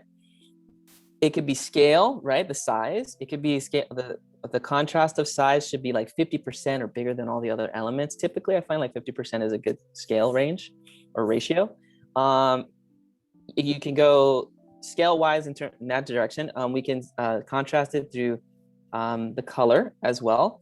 And so we're kind of seeing a little bit of that happening. We have like these really bright colors happening with the controller and with the car. And then the film is kind of looks like a rustic sort of thing. So tomorrow when we go over like grid variations and color adjustments, we'll look at that a little bit more closely. But one of the things I would do if I had to make some adjustments to improve the design is the scale, contrast of scale. So I would go into my move tool, right? And in this one, I would click onto your film reel. Good job too on naming your layers. That way I know which is which. Sometimes most students will like have it untitled, and And I get it, like, you know, if you're the only person looking at it, great. If you're sharing it or working collaboratively with somebody else, definitely a good thing to do, this is for everybody in the class, is to make sure you label your layers so we know which is which, right? So for this one, I would basically take this element and I would scale it up. So Command T, or I can go into the edit menu and let's go edit scale. I like doing transform or right click, select the film reel, Command T. Again, that's like edit scaling or transform, scale the image, and we can actually increase the scale to kind of set that up. So there's a few ways that we can kind of go a little bit larger up or increasing the scale here. I like to hold down my shift key to increase things in scale, because if I don't, then I typically, or excuse me, when I scale up, I kind of like to scale up without holding any buttons, because when you scale up, it holds the proportions. But if you hold down the shift key, then that's where all the, like the compressions happen. So Command T, and then you take a corner and scale up, will kind of significantly increase with the scaling of the image to kind of make it stand out. And I always say go symmetrical, right? Anything that's off the center will always look better visually. So for me, you know, I always, my first instinct is to kind of make this symmetrical. So I'll take that image, make it a little bit bigger, maybe push it off to a side. This is significantly bigger. But now I have to kind of make some elements kind of work within that increase of scale. So just because that's bigger doesn't mean that now other things don't need to get changed. I have to now make changes to the other items. So your car, for example, I'll probably move the layer up above the film reel so that it's a little bit more layered, bring it down so I could see more of the film layer. I will even like to make it a bit more diagonal, just to kind of contrast a little bit of the image, almost make it look like as if it's kind of driving into the image. Because we can still kind of make out the car per se, but part of me kind of wants to just adjust it a little bit and just kind of play with it. And just kind of crop it, it's called. So go off the image a little bit there. And even for the controller too, right? Like we can even move the controller a little bit off to the side. And is that blended? No, there it is. There's the controller. Highlight, unlock it. And I can even like slightly take that and rotate it by clicking onto the object and making a few rotations. And again, anything that looks sort of diagonal will always look interesting visually. I think they made a few adjustments to the image there. So my apologies if the hue saturations got changed up a little bit. I'll try to carry it with the other graphics. So yeah, that's what it looks like. Looks like it was set up there. So I'll take the controller, hold down my shift key, probably put it into that grouping, that group folder, so it's one group. Now we can move it around with the layers and even rotate it by clicking, adjusting, and kind of filling it in. So, and probably the controller can even work its way underneath the film reel. So we can kind of adjust it that way. But anything that's kind of flying into the image would always kind of look a little interesting there. And even for the cottage too, like we could even kind of make the cottage like a little bit bigger, a little bit lower, and maybe even blend it so that we see a little bit like a fraction of the house and get a little bit visual for it. Again, everything's like all about adjustments and kind of making the background kind of look like this seamless sort of work, right? So the film reel is that focal point, and then everything around it is kind of working at like a background, or overlapping as it were, kind of like a background. And for every like change, I'm constantly analyzing all the changes with the principles of design in my head. And if one thing changes and it requires me to move it again to make it balanced, then I have to do it again. It's almost like this constant back and forth, where it's like, if I make this change, this doesn't look right. If I make this change, now I got to move that, and da da da. So you're constantly editing and making adjustments to make the design work cohesively. And sometimes that could be scaling, sometimes that could be cropping it, sometimes that could be overlapping it. But in my head, I'm trying to create kind of like a background pattern, as it were, and just making everything sort of stand out and having it sort of blend in. Okay. I know you have this forest image and kind of the sky happening there. Did you want like this intentional sort of background happening where it's like a forest left, forest right, and then like a sky image in the center? Is that kind of where you're going with that? Kalena? I wasn't sure if that was the intent or not. Originally I was just gonna have the blue sky, Mhm. but I did want it to sort of feel like it was in the forest, but also not have the entire sky be the forest. Okay, so kind of like a component of it. So kind of like blending it in, as it were. Mm-hmm. Okay. The reason I asked is because today's lesson, we'll talk about blends and we can kind of blend in. In this one, I think for this one, we can kind of like shape out or have like create more of a shape with the background. So I'm like making the forest a little bit bigger, but I'm also trying to sort of create like sort of like a interesting shape from the sky and the blue, almost kind of making it look like it's like working with the film reel a little bit. So making it more organic and just kind of making things sort of work for its good. Sometimes I might move something lower, higher. Maybe I can even take the film reel and make it like even more dramatic. I kind of like the way the circles are kind of working its way into the image a little bit. So that's kind of looking a bit more dynamic. And then maybe even like the house could even kind of, the cottage could even kind of move the layer a little bit higher up over the film reel. So I can take the cottage here on the right and move it up over the film reel. So that looks interesting, creating this sort of foreground, background, and then maybe moving the film reel just a little bit higher up so that it looks like it's kind of cropping so that we don't see like too many hard lines happening there. And even for the car, I know we haven't talked about the adjustments, but I'm noticing you did some adjustment layers here. You could kind of take your car and then we could technically like put a little bit of a, not black and white.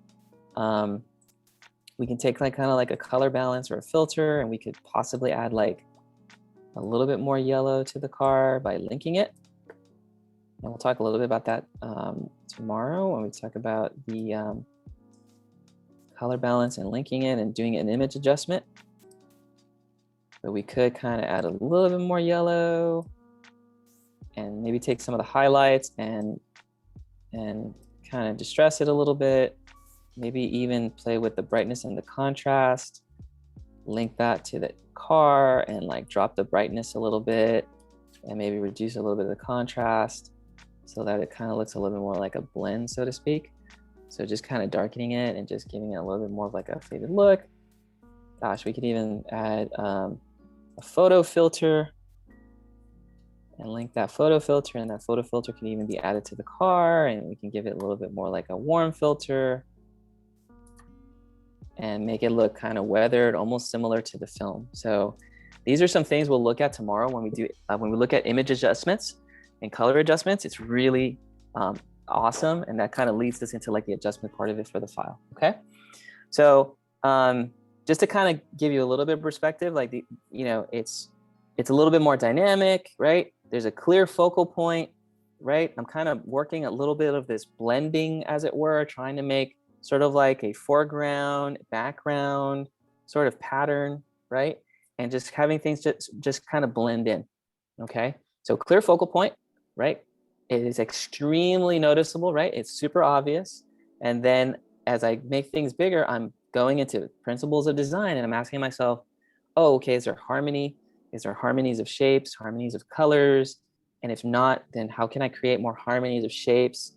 How do I bring it all together, integrate them in a way that is balanced and piecing it all together, okay?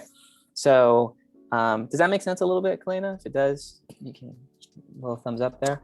And again, there's so many different ways to do this. This is just like really quick my interpretation of that. Okay.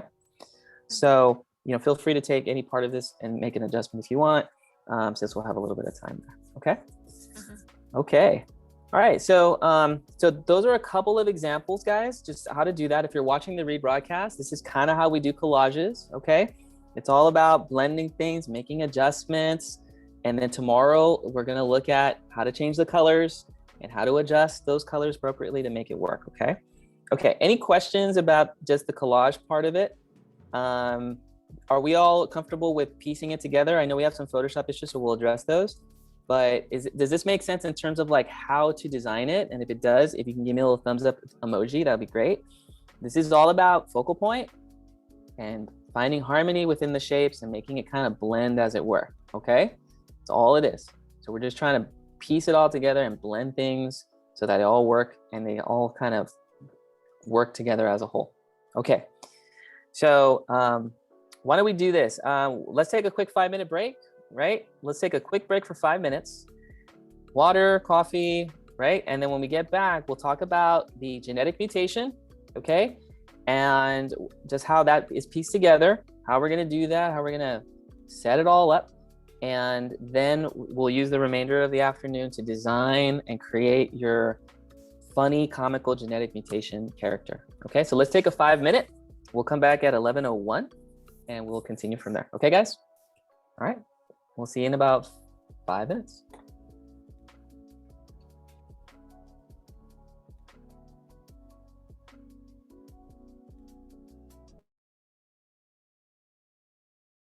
Resume recording.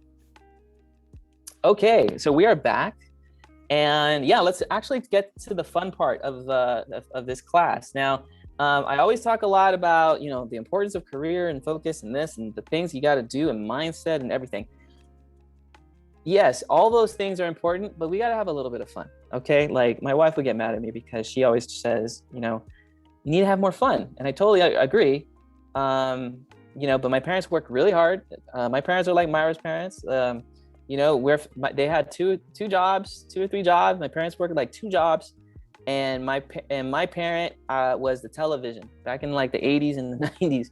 Like I think part of the reason I'm a visual person is because I was in front of a television for a long time, and I interacted with friends. But that TV, those video games were like amazing at the turn of the century, right? Like I was a kid when Nintendo came around, the original Nintendo. Like it was the golden age of gaming, right? And so I was in that thing like no other. I would get up early in the morning to play video games. My parents had to, kick me out, throw me to, it's time to eat, get away from that machine. Like that's how we get our gamer culture. They're like 30, 40-year-old guys in gaming because we all came from that era. And it's like life to us almost. For me, I like learning, getting out. My parents were the type to get out, and so my dad's like, let's just get out of here, let's just go somewhere, let's have fun. So thank God for my folks, thank God for them just getting me to unplug a little bit and experience it and have some fun. So that's what this exercise is about. It's a fun exercise. You still learn some valuable tools, but it's called genetic mutation. And the way it works is that the goal is to design like the symmetrical, right, image. And you're gonna layer 5 different celebrity faces into one image, okay? So this is like a quick little screenshot of what it looks like. We're gonna basically have like a base or a background image of like one actor, and then from here, we're gonna add nose, mouth, eyes, hair, maybe ears of other celebrities to kind of make this realistic person come to life, okay? And so we're gonna piece it all together and kind of set it up, okay? It's gonna be really interesting, okay? Have fun with it. Go with some really odd characters. Think about celebrities that have like some really funny facial features, and just bring it into the mix, almost kind of like a meme. I guess today you would call it like a Photoshop meme. where you're doing like this crazy funny face, right? And making like a sort of like a meme approach, right? So we're gonna remix these 5 celebrity faces using layer masks, and we'll talk about what a layer mask looks like. But the first thing we're gonna do ultimately is that we gotta find the right pose or the right image, okay? So the first step would be, and I'll kind of walk you through it, so just kind of get a little bit of a bird's eye feel, is that at some point today, you're going to search for 5 headshots. And they have to be shots of the celebrity looking forward, okay? So what is the difference between the 2 orange faces that are similar and versus all the other facial expressions or the poses? Like, what's so visible about these versus the other ones? What would you say? What is it about the gold ones that are like, why did I highlight the gold ones basically? And what do the other ones not do?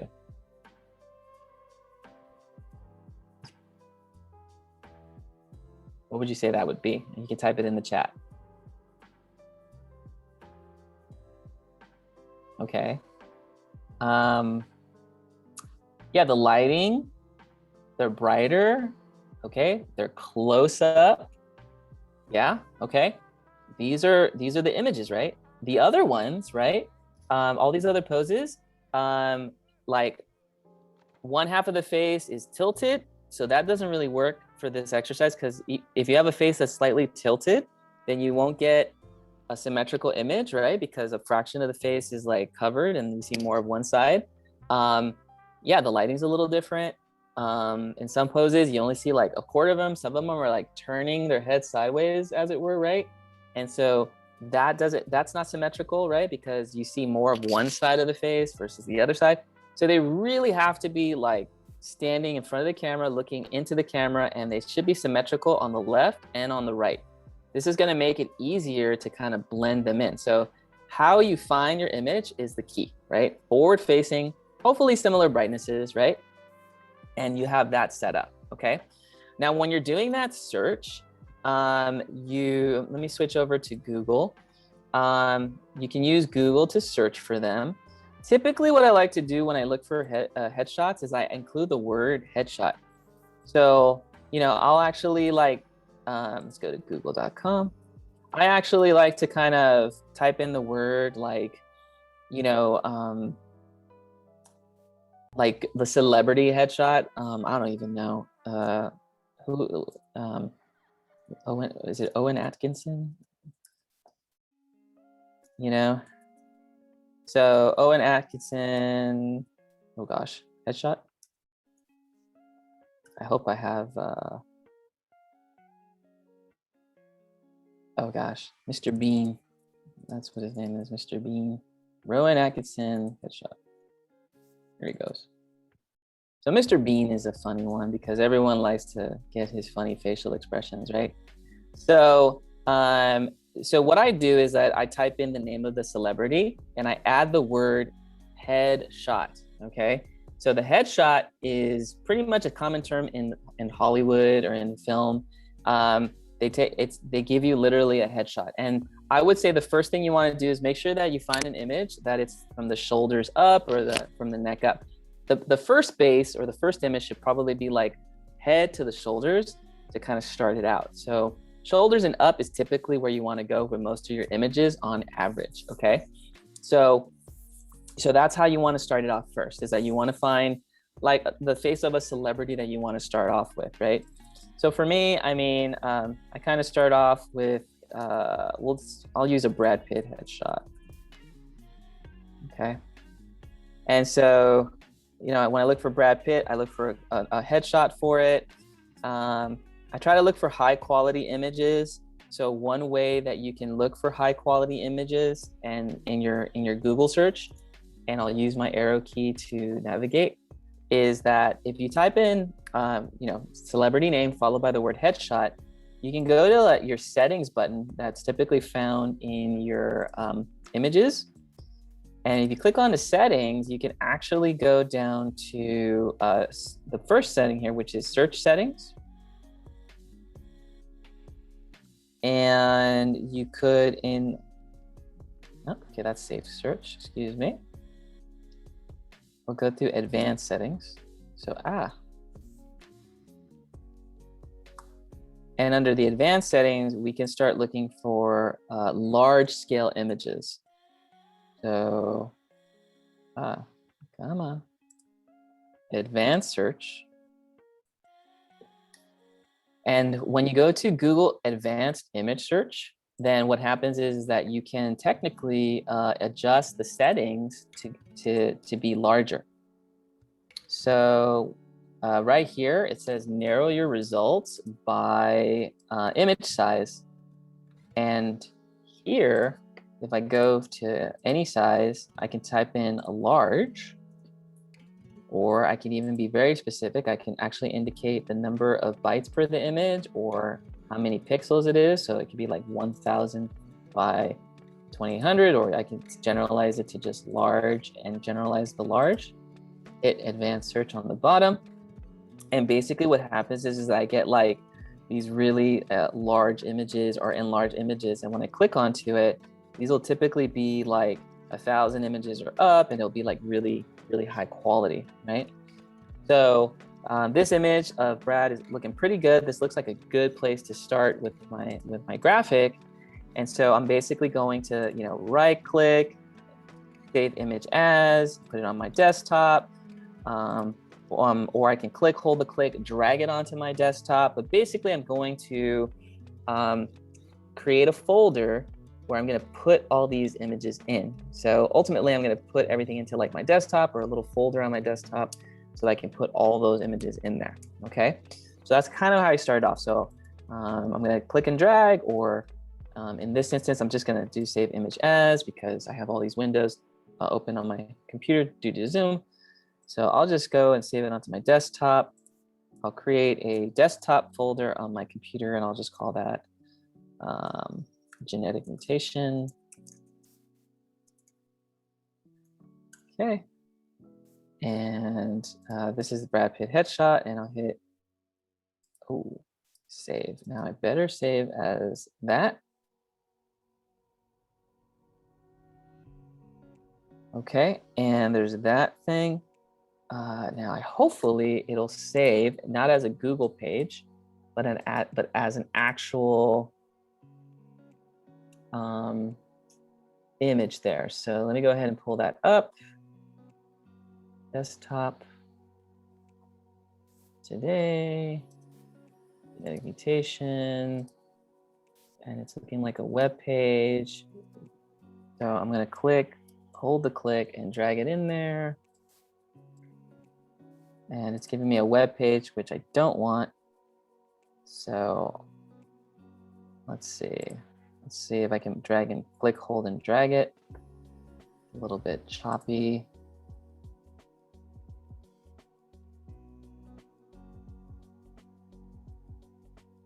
Okay, I can take a screenshot of it, but these are coming in a little bit small. I want a high quality image of this guy, and we'll set it up. So let's see. Let me go back to my settings for a second. Advanced search. And let's make this larger than like 1000 MPEGs. Image type, face,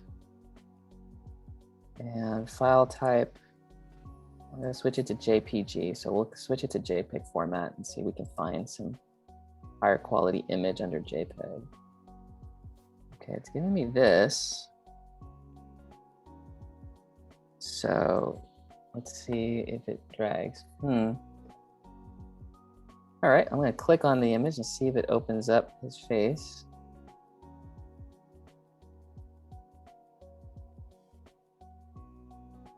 I don't know why somebody put like Brad Pitt's face for a home loan. Okay, I'm not gonna ask the question. Okay, so that's the larger shot. Here's the image. That's pretty big. Right click that, save image. It should be still a Google page. Oh, Google's getting smart. Look at that. Oh, Google.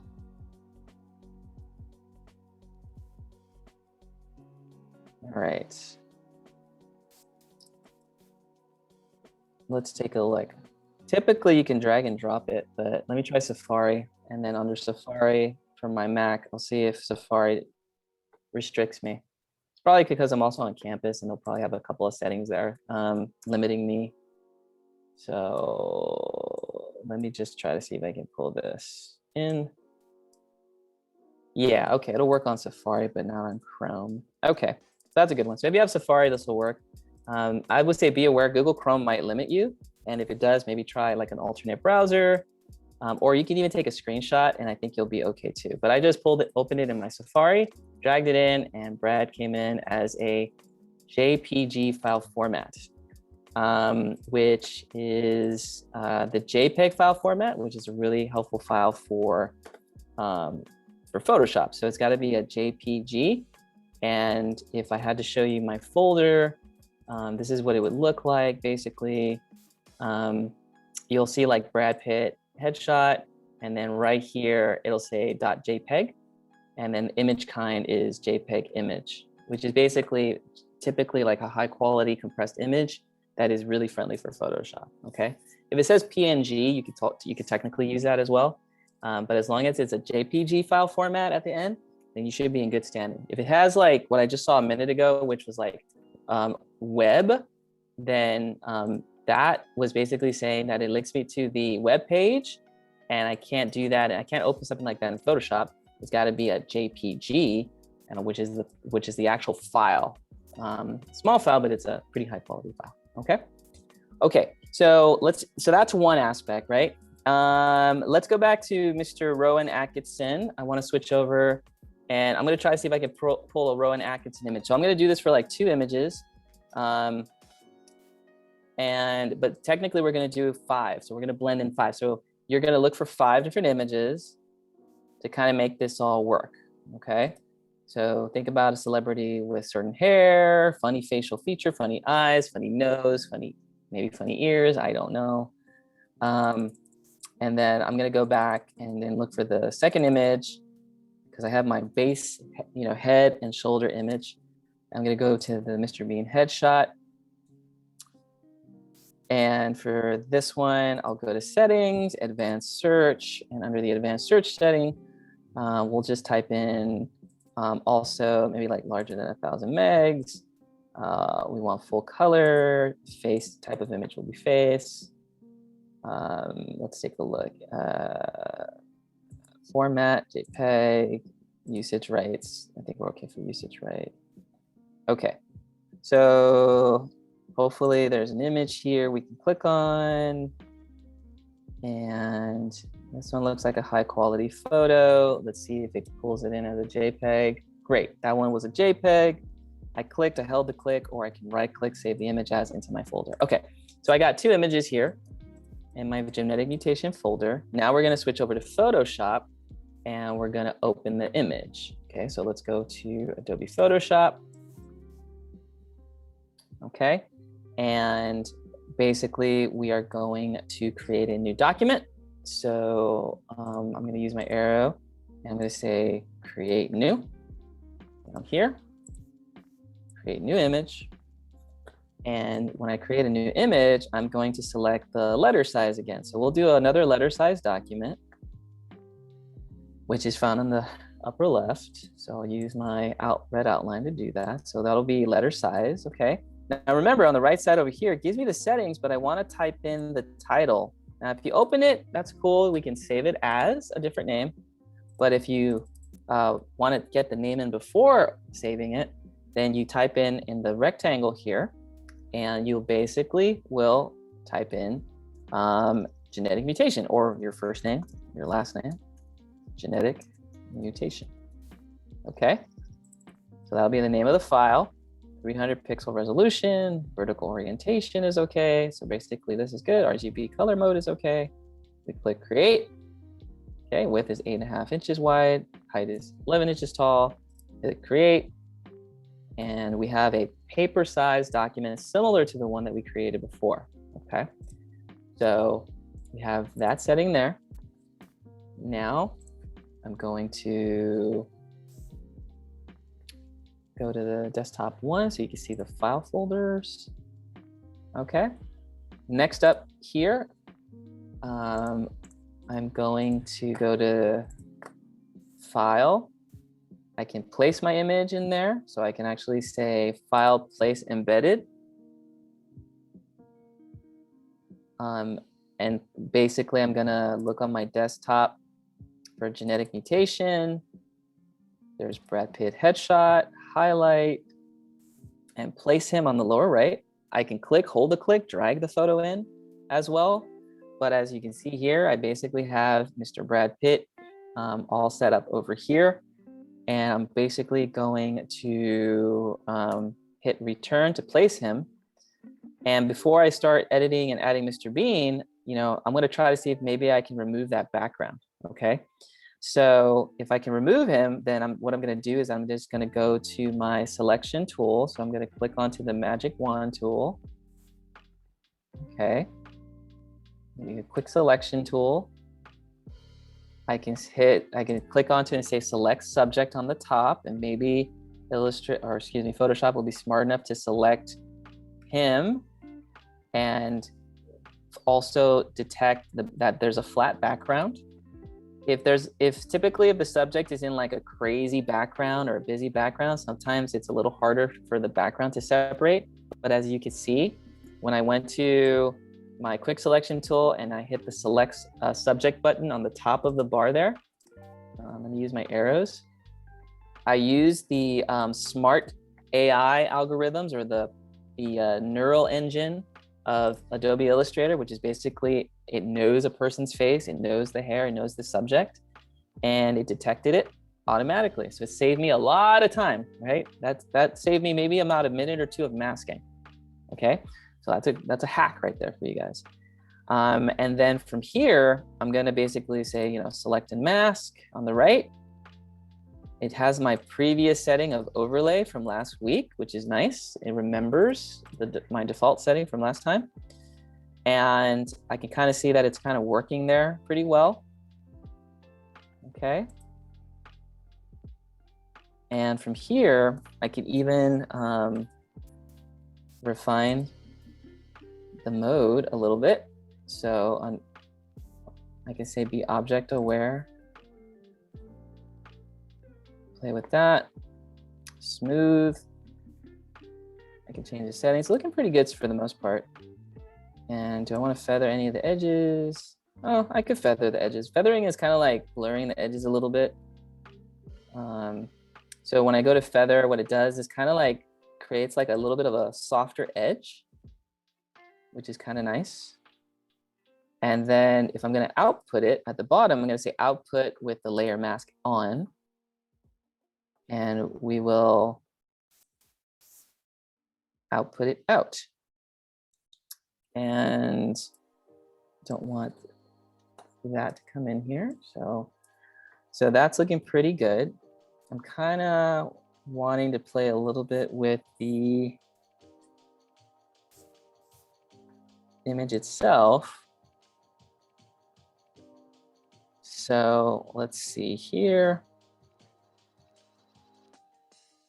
I'm going to take that image a little bit, and let me try the neural filter for a second. Switch workspace for precise editings. Okay.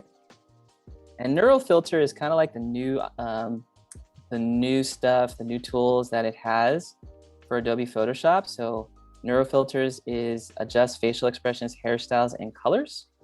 So you can do the tour and basically say, beta filters is experimental early development filters that Adobe is working on. Output, choose a smart filter and duplicate of your original with original mask, or apply the filter to existing layer. Download and enable, most filters can be downloaded. You can provide feedback if you like it, because it's still kind of like an experimental app built into the program. But basically from here, I could click on to things like skin smoothing to see if I want to fix the skin. But I have to download it. So in order for that to be, I can remove artifacts and I can transfer styles, which is kind of cool. So maybe we'll do skin smoothing for a quick second, see if that does it. And then we'll activate some smart portraits by switching it on the right. And let's see, I'm kind of curious. happiness. And we actually make this figure smile. Let's take a look. And it's probably because I'm like downloading the actual app for it to process.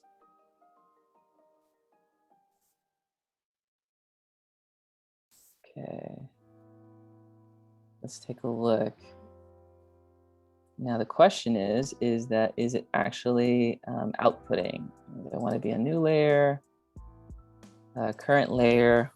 We'll switch it at the bottom. And it looks like it might take a little bit longer for it to occur. Let's take a look.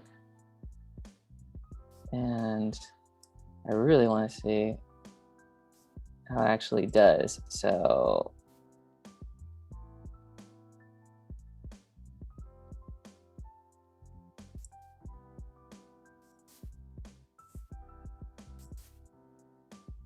let's see.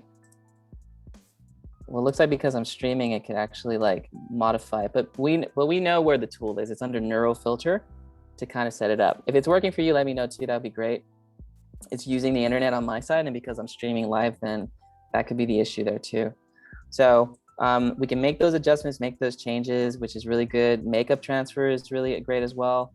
I think for mine, it's just taking a little bit longer to process, and we can kind of set that up and alter it. So it's not even giving me an OK feature yet. So yeah, it's still processing. So definitely give neural filters a shot. I don't want to wait for it for this one. We just want to be able to play with it, change the facial age, facial expression, hair thickness, the light direction.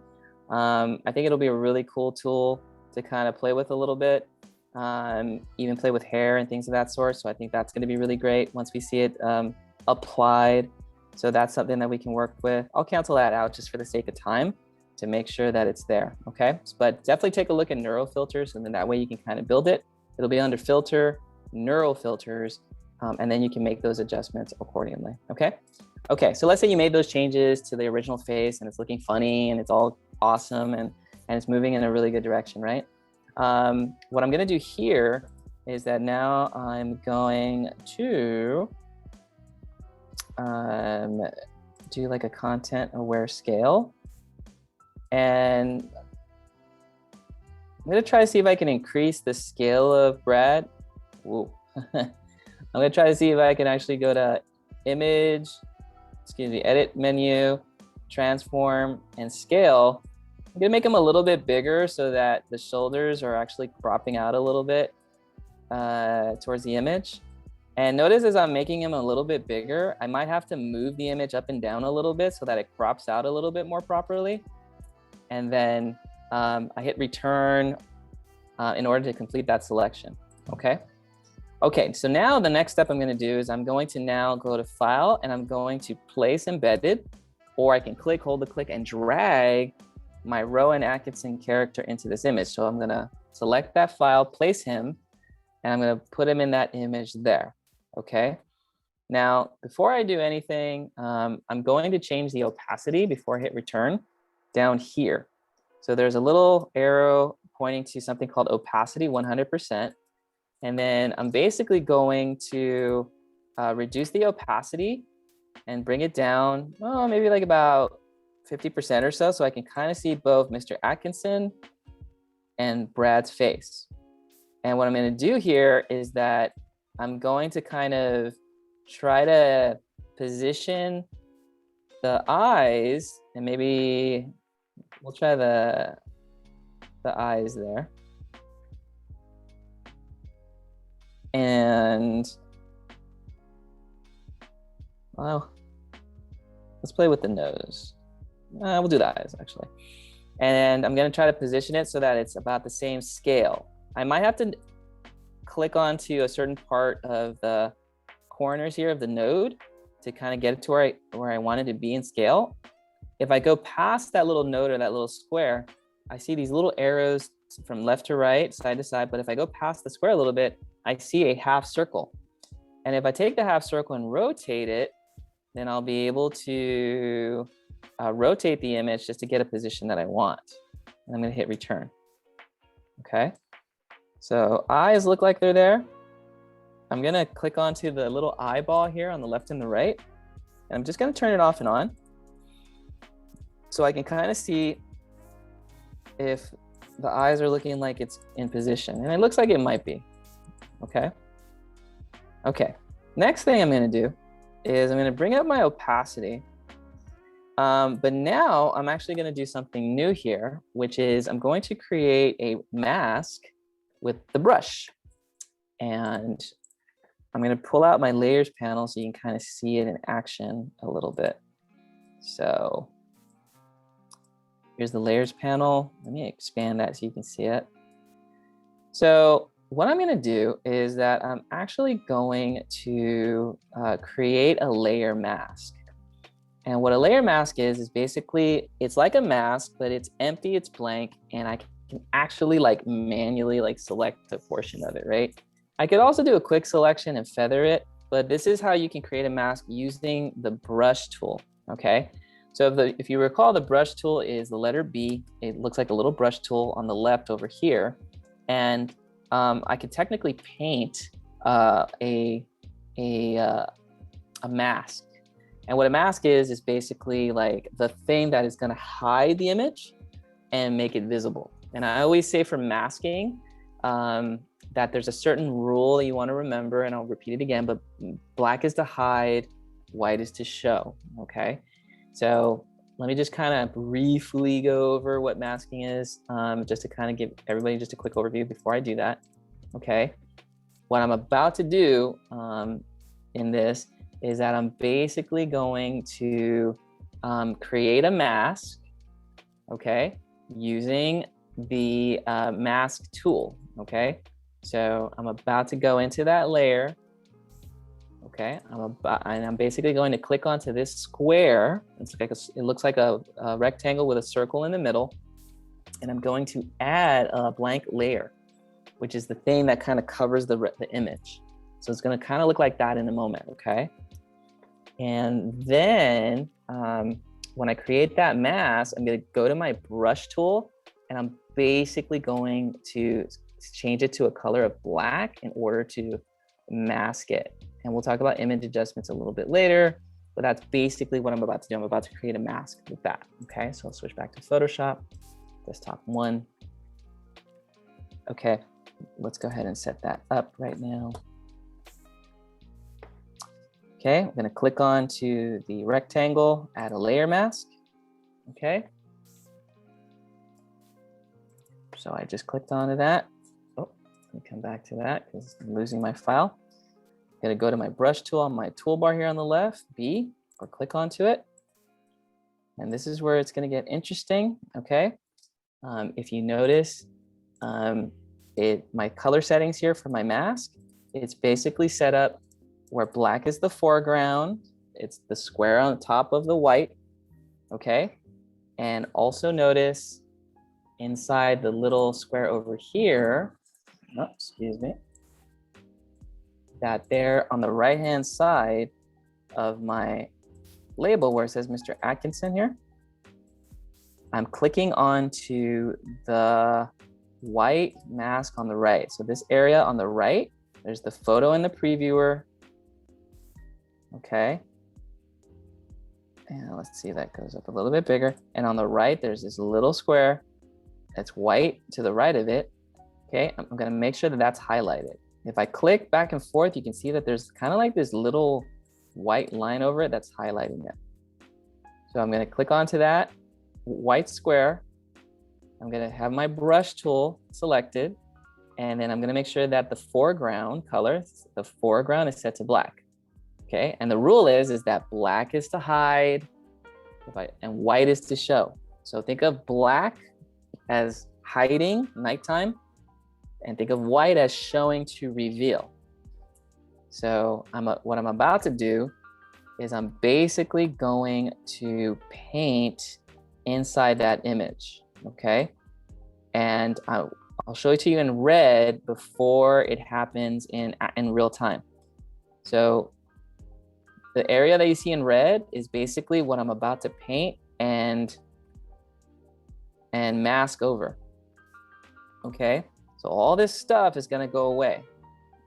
So red is actually gonna make the image disappear, and the only thing that's left over, if you notice, is the eyes. The eyes is the only thing I didn't brush over, okay?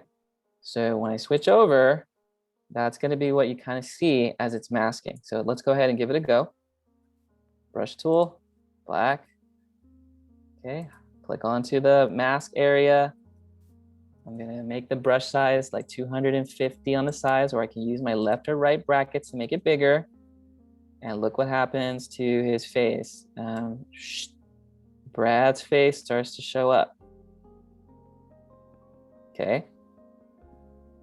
This is called a brush. This is basically called a brush, or masking with the brush tool. And what I'm doing is that I'm basically hiding hiding Mr. Atkinson and making him show up over here. Now I'm noticing like a couple of things. When I remove the click, notice that the little the white square turned into black now. Why? Because black is hiding it. Black means in the preview that I just masked everything out of Mr. Bean, and he's on the top layer, and his eyes is the only thing that's white or showing. So white is to show, black is to hide. But his whole position looks really weird, so I want to move the eyes a little bit. What am I going to do in this situation? Oh, I'm just going to click onto the move tool. We all know where the move tool is. That's why we did the labeling exercise. I'm going to go to the move tool represented by the letter V up here. And I'm going to just say with the move tool, that it auto selects the layer. And I'm basically moving the eyes. So if you notice, his eyes are here and I can move it around. That's what the move tool is. But I kind of want to go to edit, transform, rotate, and I kind of want to rotate a little bit of the eyes so that it's visible. Okay, so I'm going to rotate the eyes a little bit. Maybe I'll go to edit, transform, scale, take a corner, make it a little bit bigger, and adjust accordingly. Okay, but now what I'm doing is kind of getting a little bit of a feel of the eyes and kind of blending it in. Okay, so what I'm doing here essentially is that I'm just kind of taking that mask, taking that brush tool, clicking back to the brush tool, and if I want to reveal more, let's say I want to hide more, but I want to reveal now, or I want to bring something back. Let's say you're masking and you accidentally do this with his eye, which is kind of funny. What I'm going to do to bring it back is that I'm going to switch the color here from black. See where the little pointed arrow's at? I'm going to switch that from black, and I'm going to click the little arrow key here, and look what happens when I click where the tip of the arrow is. I'm going to switch black on top, white on the bottom. I'm going to click onto it once, and I'm going to switch it from white on top instead. And what that does when I go back is that white is to show. So white actually brings back part of the image, see? So I can actually click it again, reverse it to black, and I can kind of add a little bit more, erase the ear, right? Maybe I like the nose better instead of the mouth, right? That's looking kind of funny. Go to the move tool, move that nose a little bit. There we go, starting to get something interesting there, okay? Go back to my mask, brush tool, get those visible areas, mask them out, and basically try to get that blended in, okay? So our job is to try to blend in all these celebrity faces into one, okay? And try to get that working into the design. So the funnier the nose, the eyes, whatever, the better it's gonna be, the more interesting it's gonna be. But the brush tool, what brush tool basically does is that it gives me the power to make a soft edge mask. Okay, that's the whole point of this. The goal of this exercise is, can we make a mask that is soft on the edges and adjust position movement and even the mask opacities to kind of blend in with the skin and with the face so that it looks like it's blending. This is where Photoshop gets its power. Can we blend things over images so that they look realistic? If you can do that, then you're gonna do this really well, okay? I feel like ladies do this a lot better because ladies do this all the time when it comes to their makeup, okay? So I feel like ladies do this up crazy often, okay? Oh, actually I have the wrong image there. Let me switch that back, right? So let me know, ladies. I mean, if that give me a little thumbs up, right? Like, oh yeah, blending foundation and doing this, right? Like that could be, or anyone that wears makeup, basically.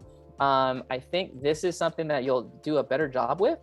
And I think you're gonna get a lot of power behind it. So if you've ever been complimented with your makeup, or you do makeup, or you like makeup, then chances are you'll probably do really well with this because you know how to blend in those skin tones and how to work the brush and make things sort of integrate.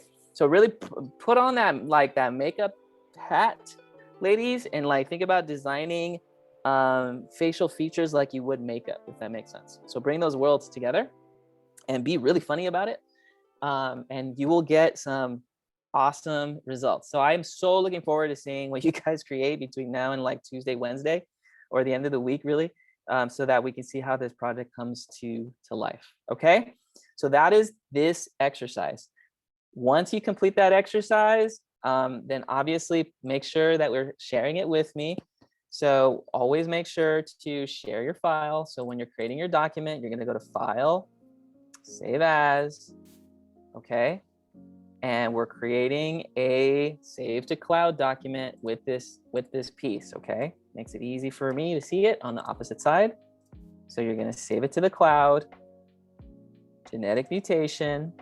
Okay, you can create it under a certain folder, or you can leave it on open format here under Cloud Documents. Where you don't have to create a folder for this unless you want to. But if you decide to create a folder, you can call that folder Genetic Mutation, just to be on the safe side.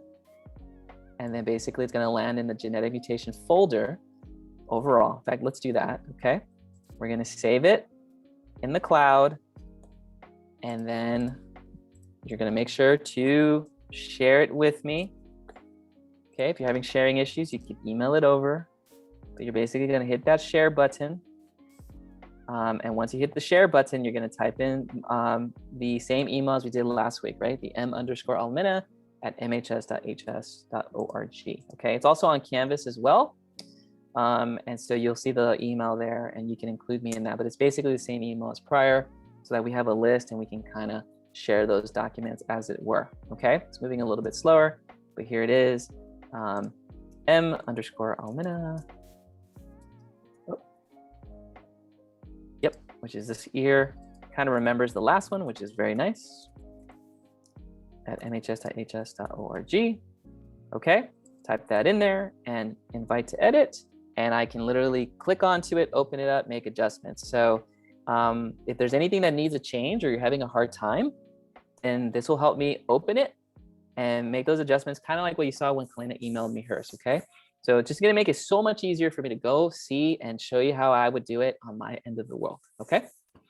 Okay, does that make sense with everybody? And is that making full sense? You give me a thumbs up emoji.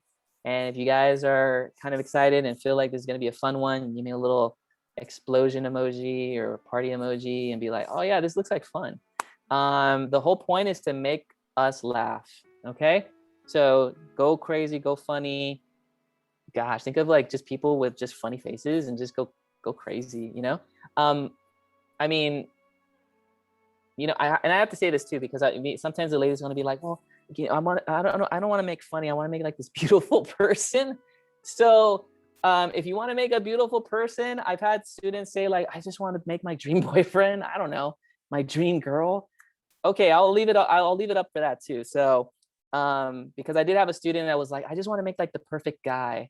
And I'm like, or the perfect significant other. It's like, okay, if whatever's gonna help you make this class engaging and interesting, go that way. So if you want to make this beautiful person that is like your dream person, then go for it. Like I like funny, haha, and but I also want to make it open to those folks that just want to make like this really beautiful person that you want to create. So I think that's going to be interesting too, because either way, it's going to blend regardless. Okay. All right. If you have any questions, these are concerns, feel free to stick around. You can email me. We're already getting to 12 o'clock, guys. Please use the remaining time of the day to complete your collages if you're not done with your collages, or begin searching for your celebrities. And I'll put the video up today so that you can refer to it and reference it. But definitely come back to the video about creating a mask using your brush tool, because it does get a little tricky in the beginning. So you will definitely have to come back to the video and play with it a little bit. And in the canvas, I also gave you a couple of links to set it up, but I'll use today's to help you even further. So I'll link this within the next like 15 to 20 minutes. Okay. All right, guys, then we're good. Have fun, enjoy the exercises. And then tomorrow we'll take a quick peek and see how you're doing in your progress. Just make sure you share those links with me and enjoy it. Okay. If you have any more questions, stick around. And if you're watching the rebroadcast, you can shoot me an email anytime, and I'll be more than happy to send links, answer any questions that you have to. Okay. All right, guys, have a great afternoon and have some fun with this. Okay. We'll see you tomorrow.